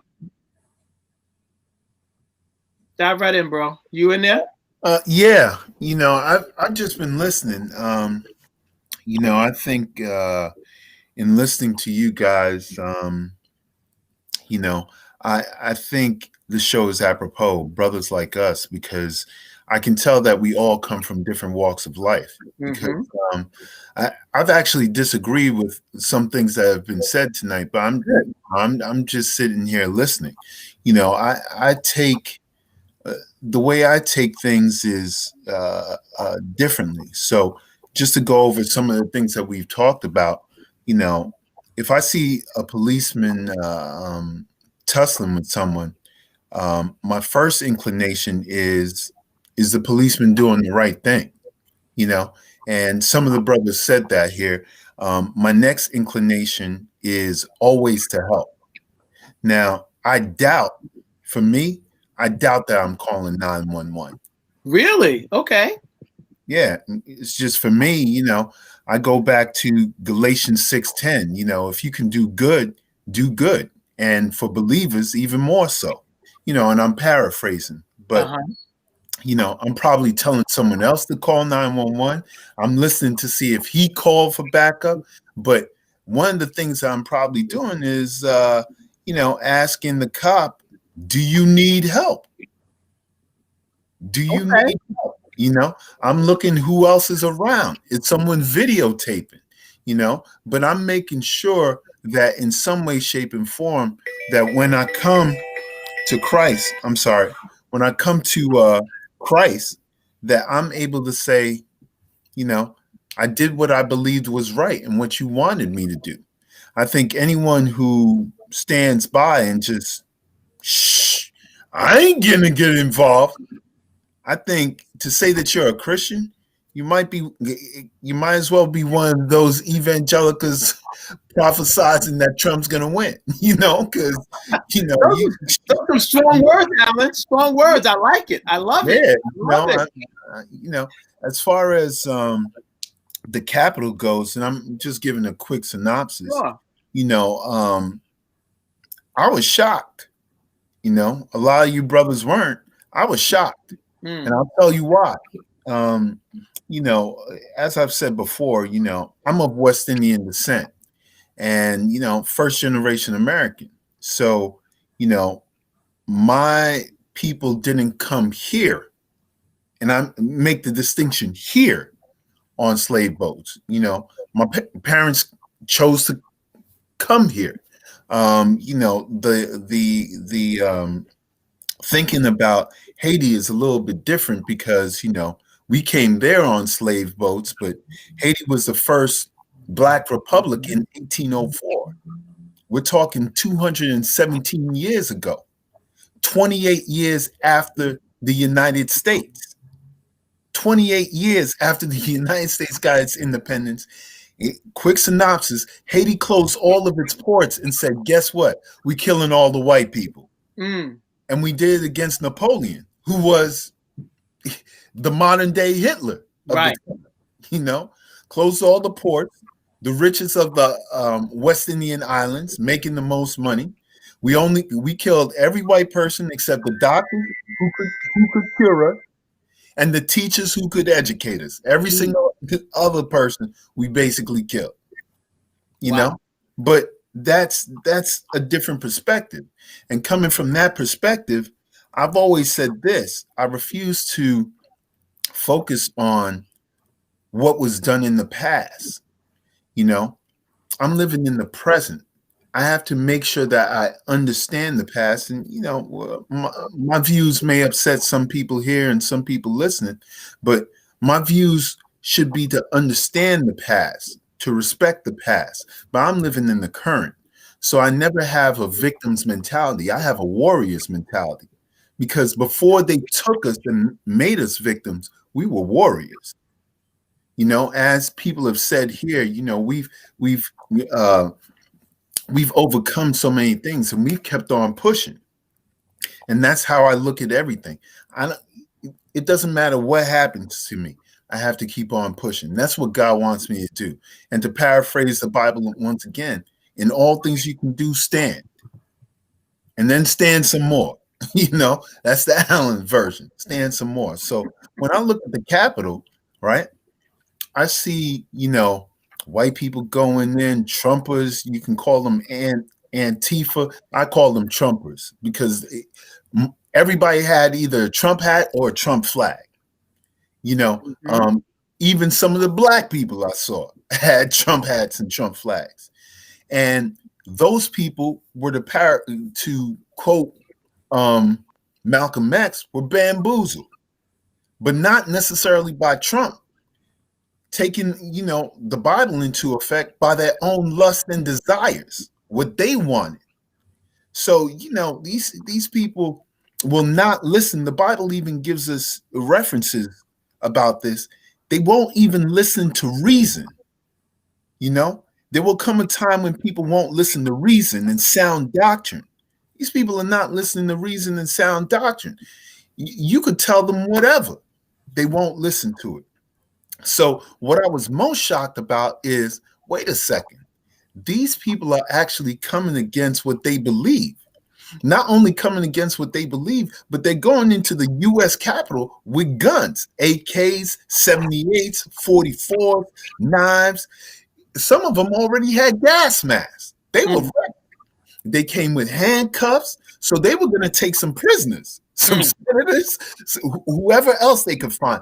Pence, because Trump made Pence an enemy too. Yep. Right?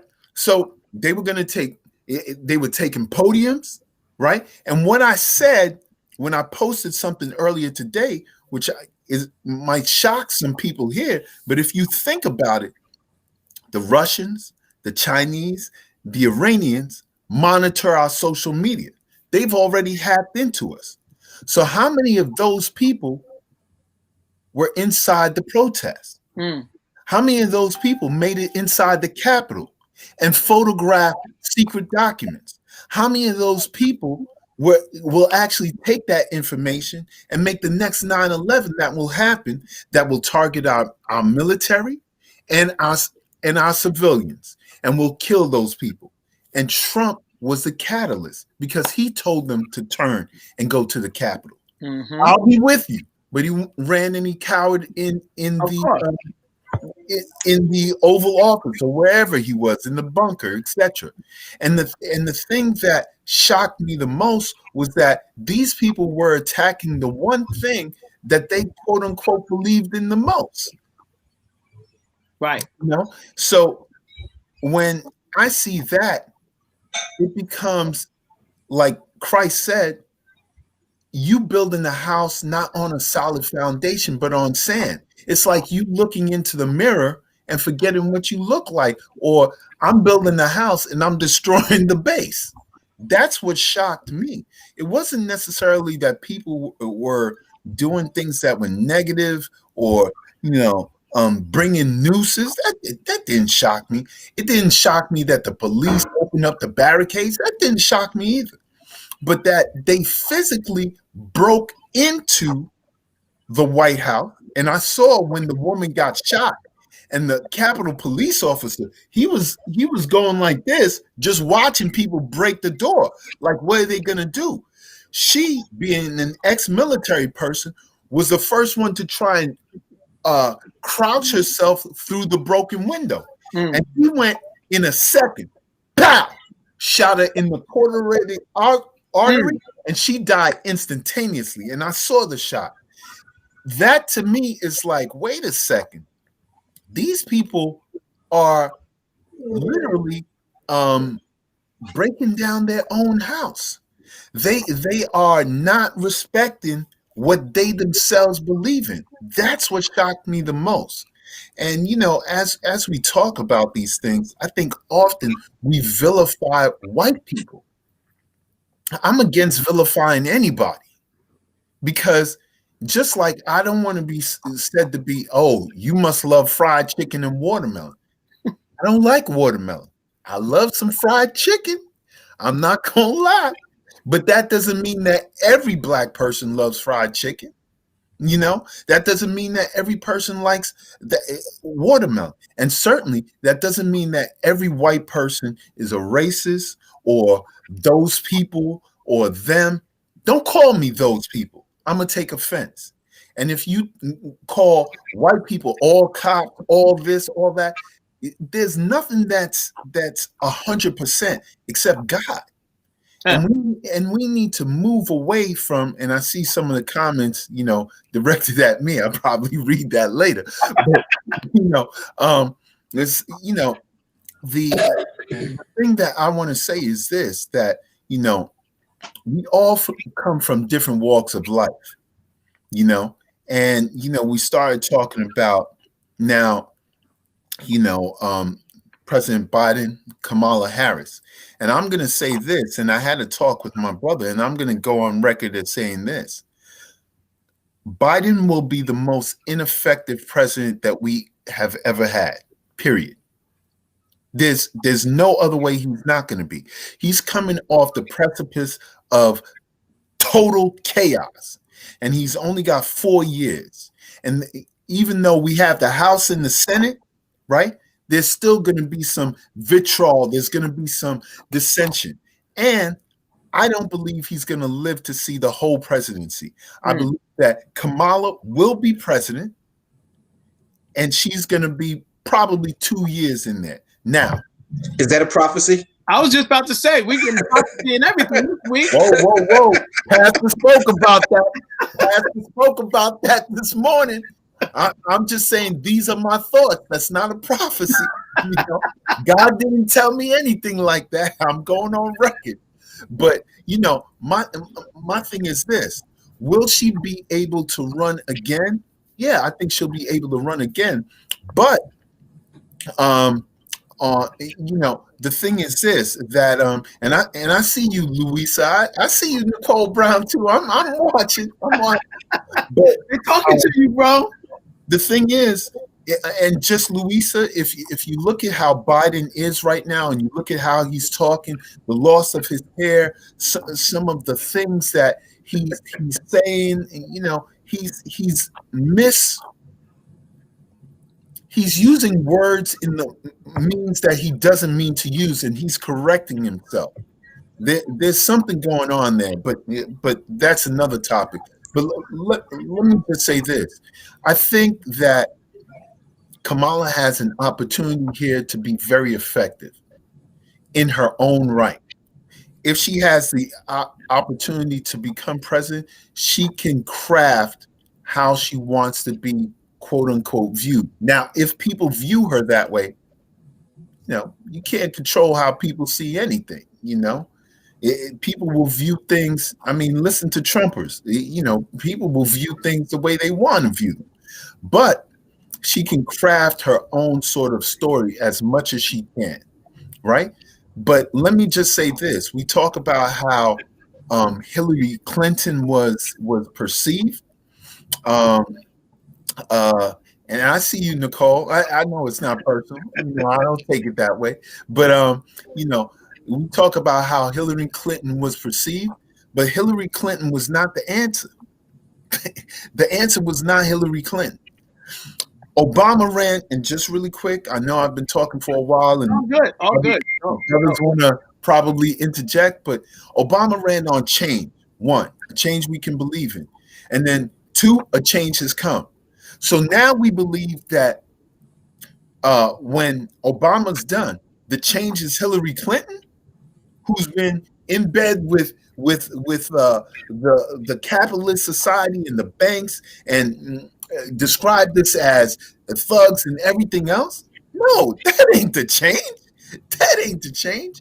Trump was the change. Why? Because he was an outsider. He was an outlier. Now, was he the right person for the job? No, he wasn't the right person for the job.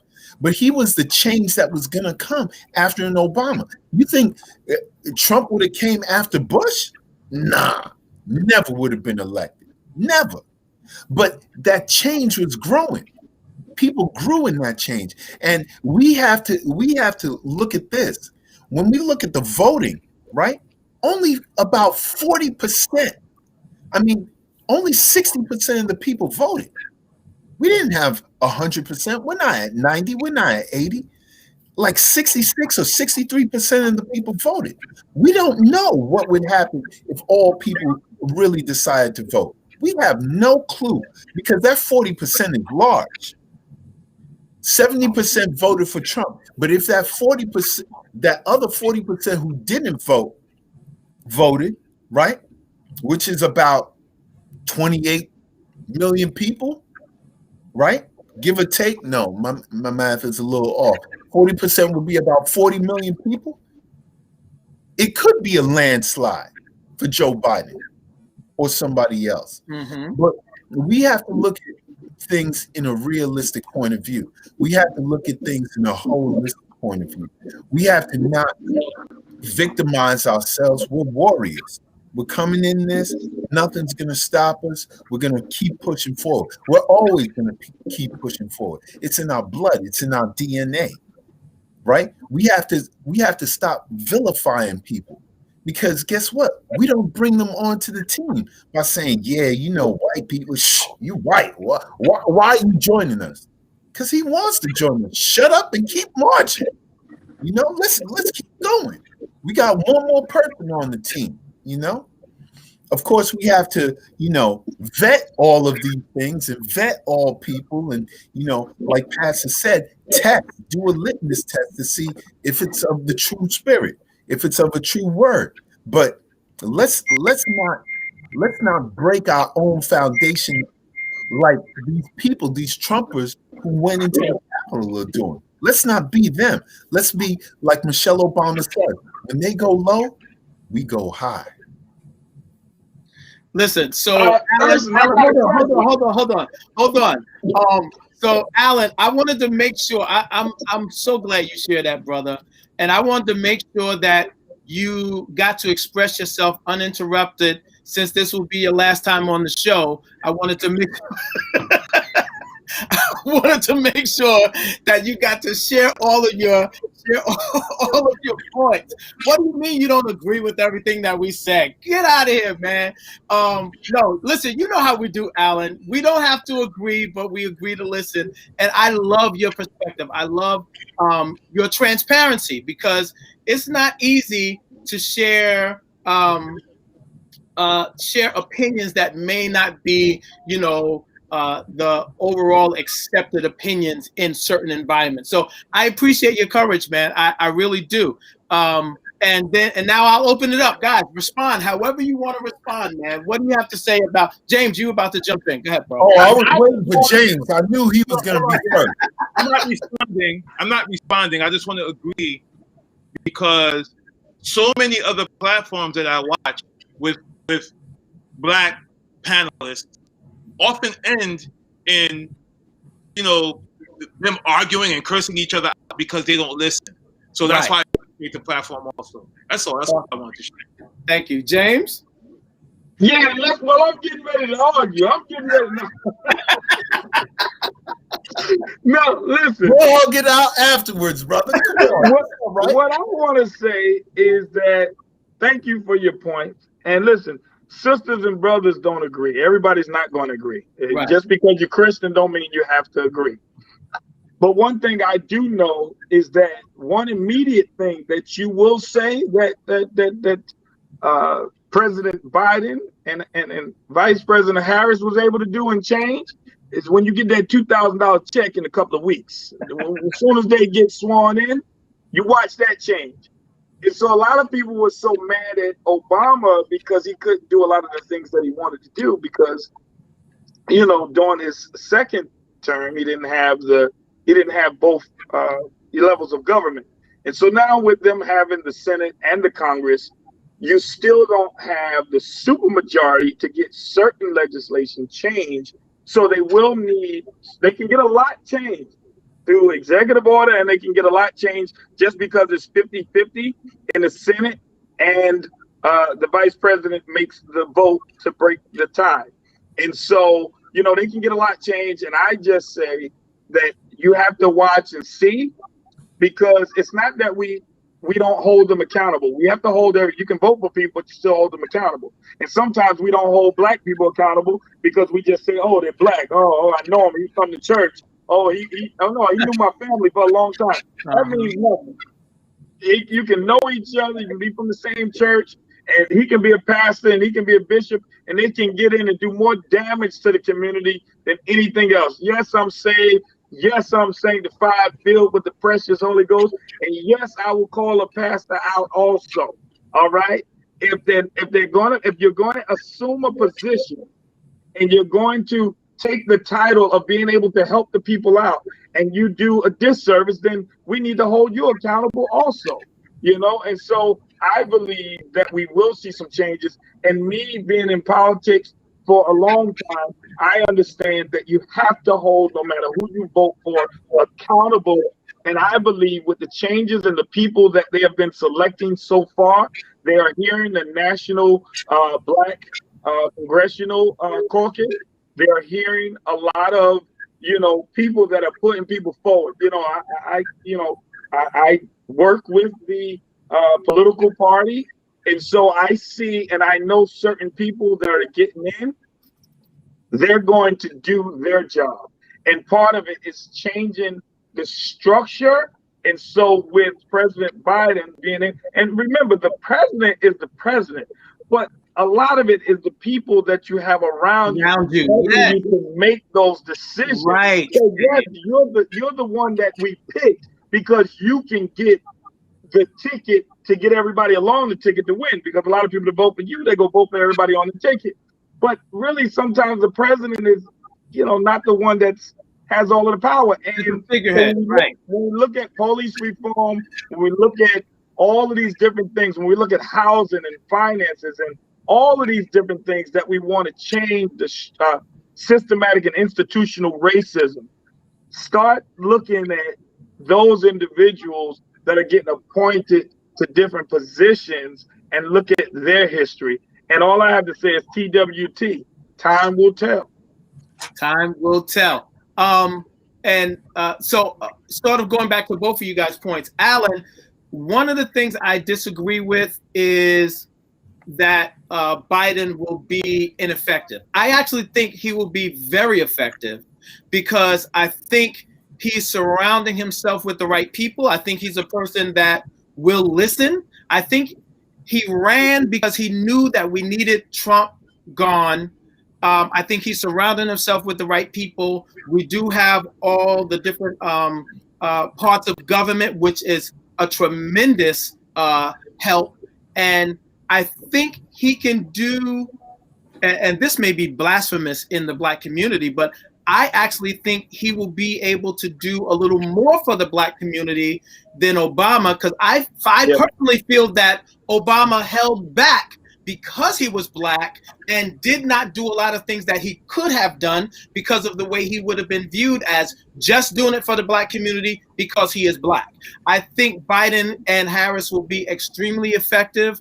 They have the people around them. They have smart people around them that will give them good information. Now, we're coming from a president that didn't listen to anybody. Even though he surrounded himself with yes men, he still didn't listen to any advice and did what he wanted to do. You have Biden, who I agree with you. I don't know how healthy he is, but I think he has the people around him. He has a brilliant wife, first of all, and I don't care what you say about everybody else around you. That woman that you lay next to, you need to be able to rely on her discernment and her ability to help guide you. And then he has other people around him that are very intelligent. I think he's going to be able to do a lot. And I don't want to leave this. Randy, do you have any input? You have anything you want to say? I know you're sitting there holding some stuff, and we're going to talk about it later this week anyway when we could talk one-on-one. But do you have anything you would like to share? And then, Alan, I'm coming back. I saw your hand. Well, I just say, man, that I think I'm like you. I think that Biden will do a lot of good.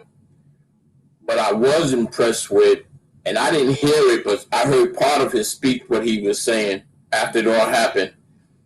And he even spoke on it, that if it was Blacks and brown people that had crashed that Capitol, he even said that as far as there would have been an onslaught. Yeah, absolutely. Absolutely. I mean, that's that. And to me, that kind of like speaks volume, for a president or to stand up and say something like that.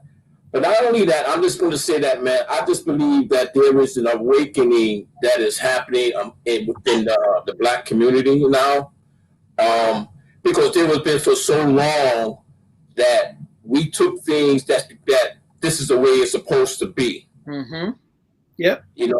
And you always had people that would be out there fighting and all this kind of stuff. We always made noise and stuff like that. And until they got too comfortable with it, was saying, well, let's just let them march. Let's let them just pick it, do whatever they got to do. Then, in about a week, it'll all die down. But I just think that now things have changed and things have, there is this awakening amongst the Black community that we are no longer just going to sit back and not and sit on our hands.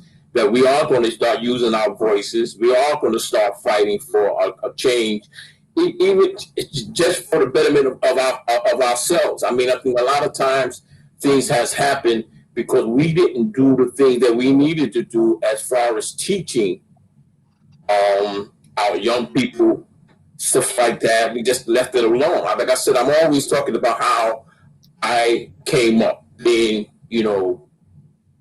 born in the 50s and seeing how things were. When you see the way that they would speak to you, and then you just kind of like back down and you just say nothing, and it was always, and even then when you come up in the South and you were learning that it was the yes sir, and all this kind of stuff. But a lot of things have changed. I kind of agree with Pastor. I know that Mr. Reggie have a little bit fight against it. But I believe that God raised up Trump to put him in that position where he is, because you got to have somebody that knew how this stuff has been buried for so long. And so in order for you to deal with stuff, you have to have someone that is able to uncover it. Mm-hmm.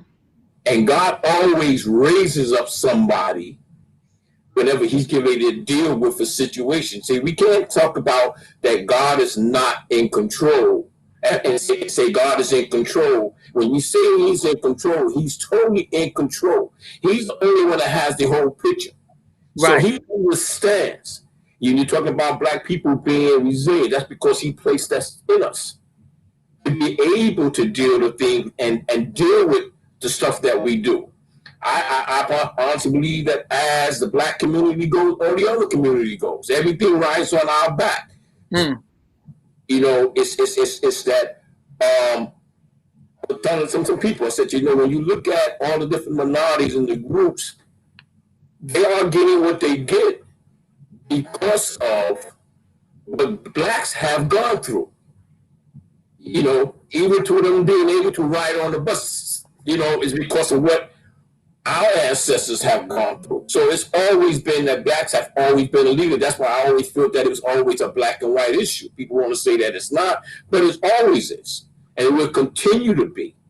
You know, I just feel that, you know, there's this awakening that's happening. I don't think that we're going to allow the lid to be put back on anymore, that the lid has been taken off and it has bubbled over, and we're going to continue to fight for better change. I just think that, you know, Biden is going to also have a hand in that, because like you said, by him surrounding people around him, you know, smart people around him, that can take a lot of stress off of him, because now I'm leaving a lot of stuff to you.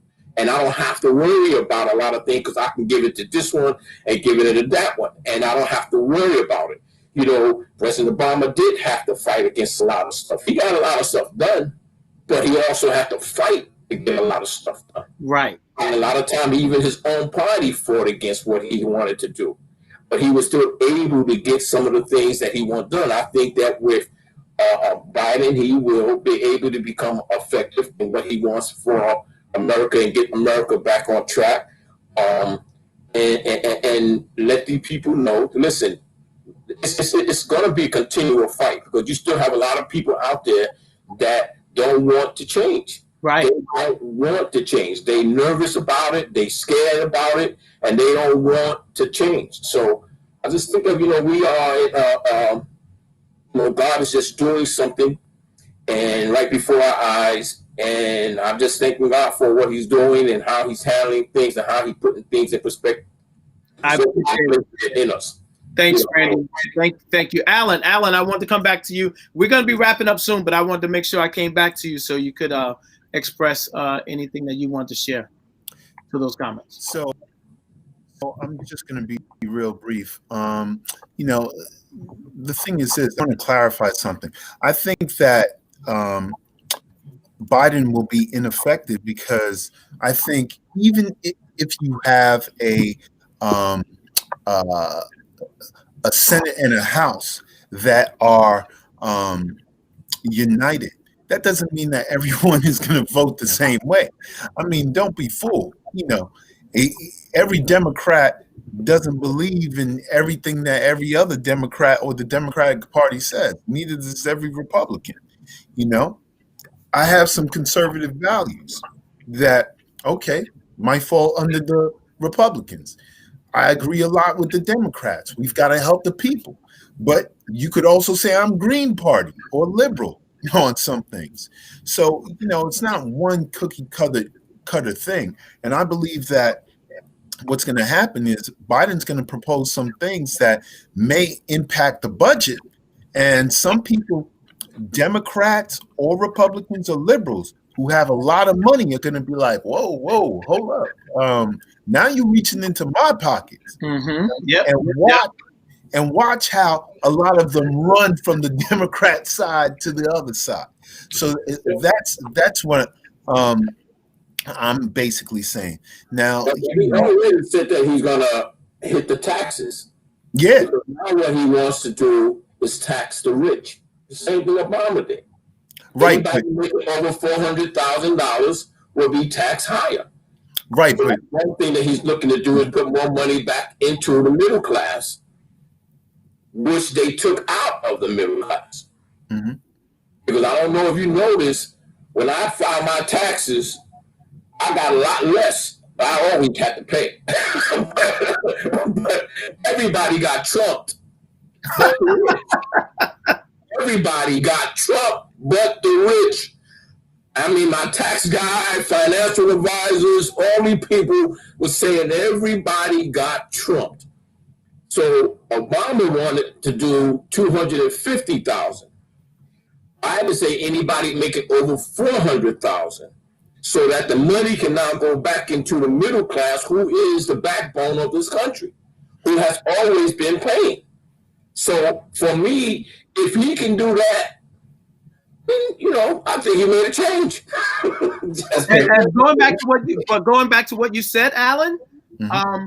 This is very true. Conceptually, overall, it sounds great, but when it hits my pocket, it makes me think differently about, do I really want to support this legislation, because it is going to affect my. I mean, 400,000, that's not affecting my family. Don't get me wrong.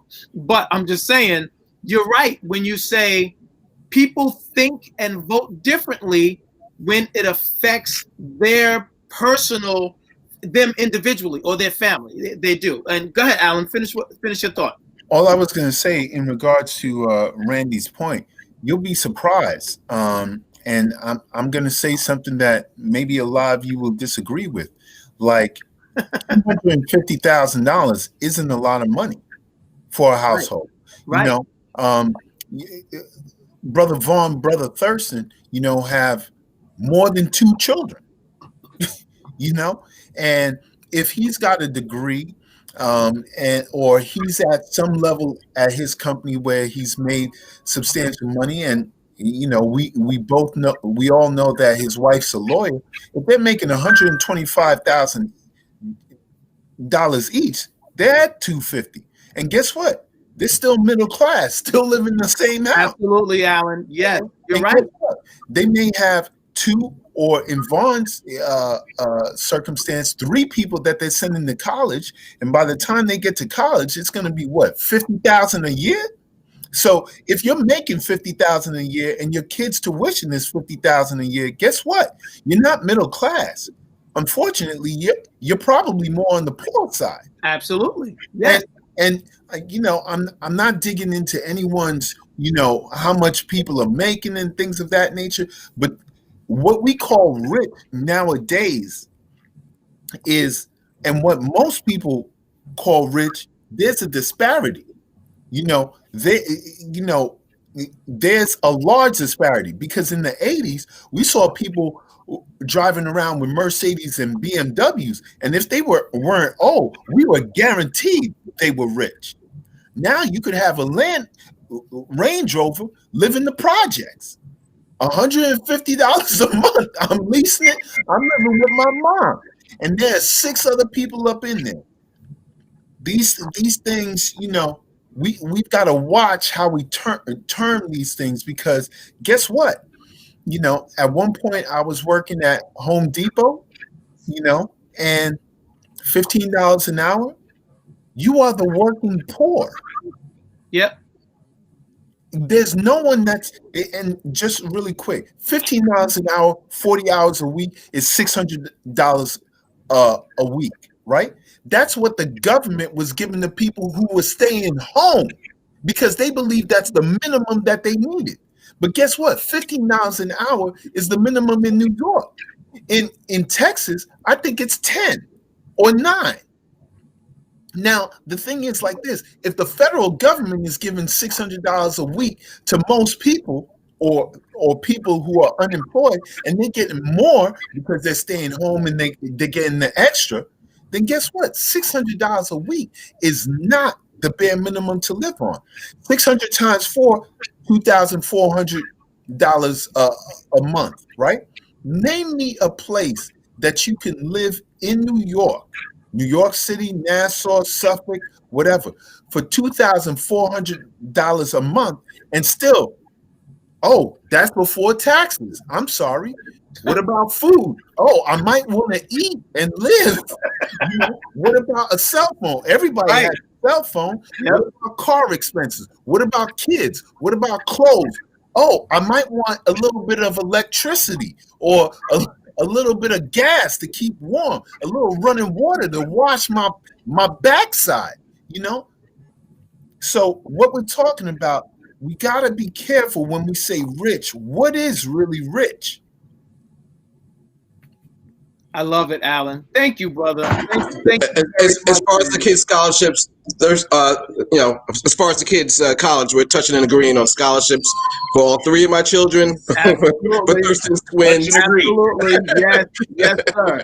Touching and agreeing. Put that in prayer, brother. Prayer. And I just want to say, as far as Biden, don't be surprised if he's depending on assistance from some Republicans. Because I think he's going to get some resistance from the liberal wing of the party, of the Democratic Party, because I'm not so sure he's going to want to do things as progressive as they want.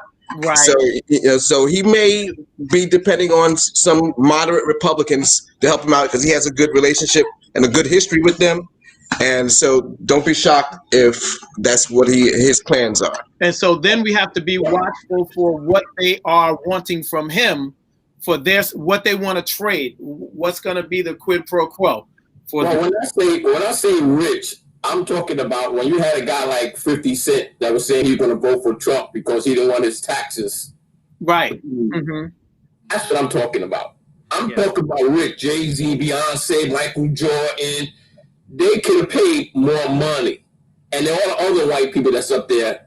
That's right. When you talk rich. I'm not talking about the person that's paying $250, $400 middle class. I'm talking about people that's in the millions, billions, those people. This is why he's saying what he's saying. He's saying that because they could afford more. Now, if you're going to cry at that, then there's a problem.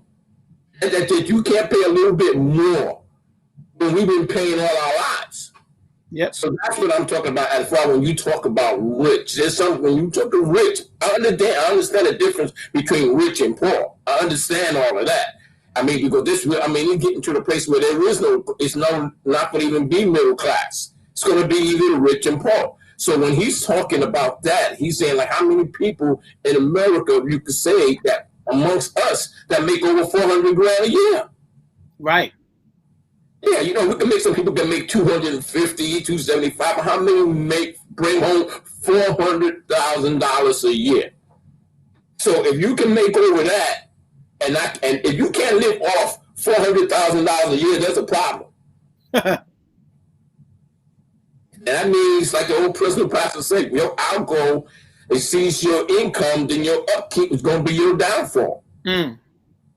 Because you continue to spend. So you got to be wise even when you have your money. So this is one of the things that he's saying, that he needs to have people that it's time for them to start paying more.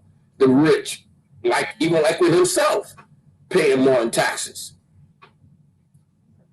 Love it. Love it. Guys, we are at 6:13. We cannot keep going longer and longer. I refuse to have a 2.5, 3 hour show. So we are coming towards the end, and we're going to have some last words, last comments. I love this conversation, guys. I love it. And Alan, thank you, man. I gotta thank you again, brother. Seriously, I joke around a lot, but I love having differing opinions, and I appreciate your courage in speaking out in a platform where people may not necessarily agree with you. That's a big deal, man. So I do appreciate you. I'm gonna come back to you for your final words in a moment, but let's start with Minister Reggie first tonight. Minister Reggie, what's your final words on what we're talking about today? Oh man, good stuff, man. There's always going to be varying opinions and thoughts and beliefs, right? But I'm a firm believer in, one of the questions I was going to ask is, we all drive, right? And I try to be, I'm a cool driver. I like to move. I like to drive. And I don't like to use my horn for anything. I believe right? But there's times when I've had days where somebody cut me off and I get beside myself, right? And I'm saying that to say that in a moment, we could say what we would or wouldn't do until that moment arrives. And it will discover something. Whether we help police, whether we don't help police, whether we just, it all depends on the moment, and it all depends on who we discover we are in that moment. So like I kind of go back to something that Nicole said. I agree. It's like there's no cookie cutter answer for the question earlier. But I'm grateful for having those, talking out those different scenarios and stuff like that, because it causes us to go back and really think those things through. Like, okay, why do I believe that? You know what I'm saying? What's framing my thought? And so I appreciate this platform. I thank you, brothers. I thank you, James. Man. God is using you in your spirit of influence, and I pray that He continues to keep His hand on you, and that you will keep speaking those words of power to those who are around you, man. You're really doing great work. And thank you, brothers. Awesome. Thank you, Reg. Thank you, Reg. Let's move up to Ernesto. Ernesto, your final words for today. My final word is that I'm hearing feedback. But my final words of the day is basically that that everything that I say comes from, of course, a Christian, I guess, cosmology. But also, it also has one that's really based on sociology also. So I like to talk about systems and trends, and it's confirmed by history. One thing that I did not say was, as far as the role of what's going on and the trends that's going on that white people play. Because remember when Pastor talked about the women's movement, he says there's not going to be any true women's movement without first a movement in men's hearts. And it's the same thing also with many of the white people, because when George Floyd came out and stuff like that, you saw some of the most diverse people marching out there. So I want whoever's listening to really understand that when, at least for me, when I'm talking about America and American history, I stand by that. But I don't want people to misconstrue the fact that there is a movement within the white people in America. And I think that's why other white people are especially threatened by these movements, because they expect us to rise up, but they don't expect their neighbors necessarily to rise up. Right. So I just want to say that. And brothers, thank you very much, man. This is always fun. It reminds me of when I used to sit in my dad's barbershop. Wow. And listen to all these debates that used to go on, so yeah, this is great. Awesome. Ernesto, thank you, man. Always love your input and your insight, man. You're so educated and insightful. So I appreciate you, man. I really do. All right, let's move over to Vaughn. Vaughn, final words, man. All right, another great conversation tonight, and we covered a whole lot of topics.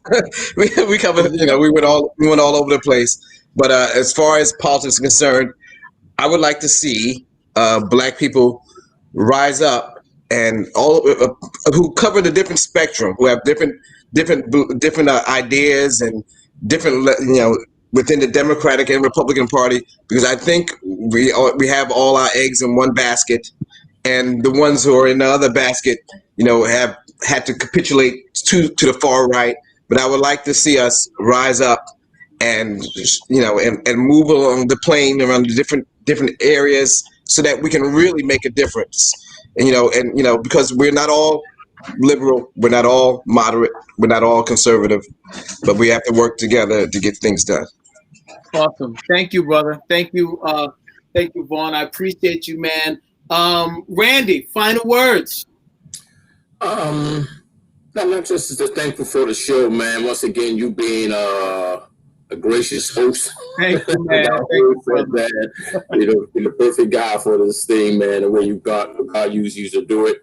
And also, man, just reach out to our pastor. I missed him daily. Pastor. Yeah, Pastor Darren. I miss him, man. Pastor Darren. I did text him the other day, and he texted me back and said he's doing better. Okay, and so hopefully maybe by next week, he could be on with us. You know, he said he's no longer taking the Tylenol, no more that kind of stuff. So he's kind of like gaining his strength back. He's have a little, congestion and stuff like that. But he's doing better, and his family's doing better. So I'm just thankful for that. So just to continue to all the listeners and people that's tuning in, just continue to listen and tune in and pass the word around about living out loud. Yeah, baby. Show and help us to continue to grow this platform where we can sit down and share, and to any of the sisters that also would like to we see your post, but you can come on camera. Absolutely. Yes. So I know you mentioned Pastor Darren. I know he's a vegan. I want him to make sure he has enough strength. I may send him a T-bone steak over there and let him build up a little more strength, man. Get some of that good seasoned red meat in your body, man. May give you a little more strength. But no, Randy, I appreciate you, man. I love you, brother. Thank you. And James, I saved you for last, man. Final words. First of all, let me thank you. Just like everybody else, thank you. Thank you so much for coming on and spending the whole 2+ hours with us, man. That's a big deal. Thanks for taking the time out of your schedule. I know we talked about some other things on the phone also that I want to touch base with you about later on. But I thank you for being a part of this discussion. I appreciate your passion. Appreciate what you're doing out there in the town of Long Beach, man. Long Beach would not be the same without you, brother. I want you to know that. And I haven't spent as much time out there as a lot of other people, but I see your impact on the community. So thank you so much for everything you do, what you continue to do, for your passion, for your strength, your intelligence, the way that you see how things are moving and how you respond. So I appreciate that. And floor is yours, man. Last words.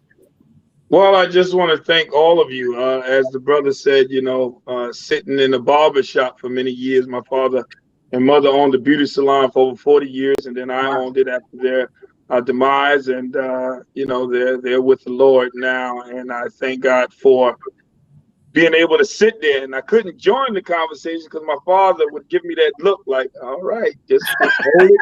Oh, there's grown folks talking there.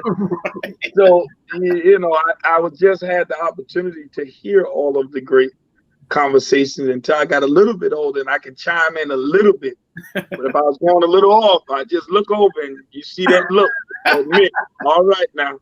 So, I just thank God for the opportunity of being able to be a help in the community, and especially in the city of Long Beach. And I say that all of us, we must remember where we started from. And we didn't start with slavery. We came from kings and queens. We came from building the pyramids, where they're still trying to figure out how the pyramids were made. We came from royalty. We came from prestige. A lot of people think we came from We Shall Overcome, but it goes way beyond that. And so I thank God for blessing us and allowing us, because as someone said, we've learned to be able to make it through and push through in whatever was given to us, whatever task, however much pressure and weight has been put on of us, we have been able to make it through the midnight hour and follow the North Star and make it to where we had to make it to get free when we came here.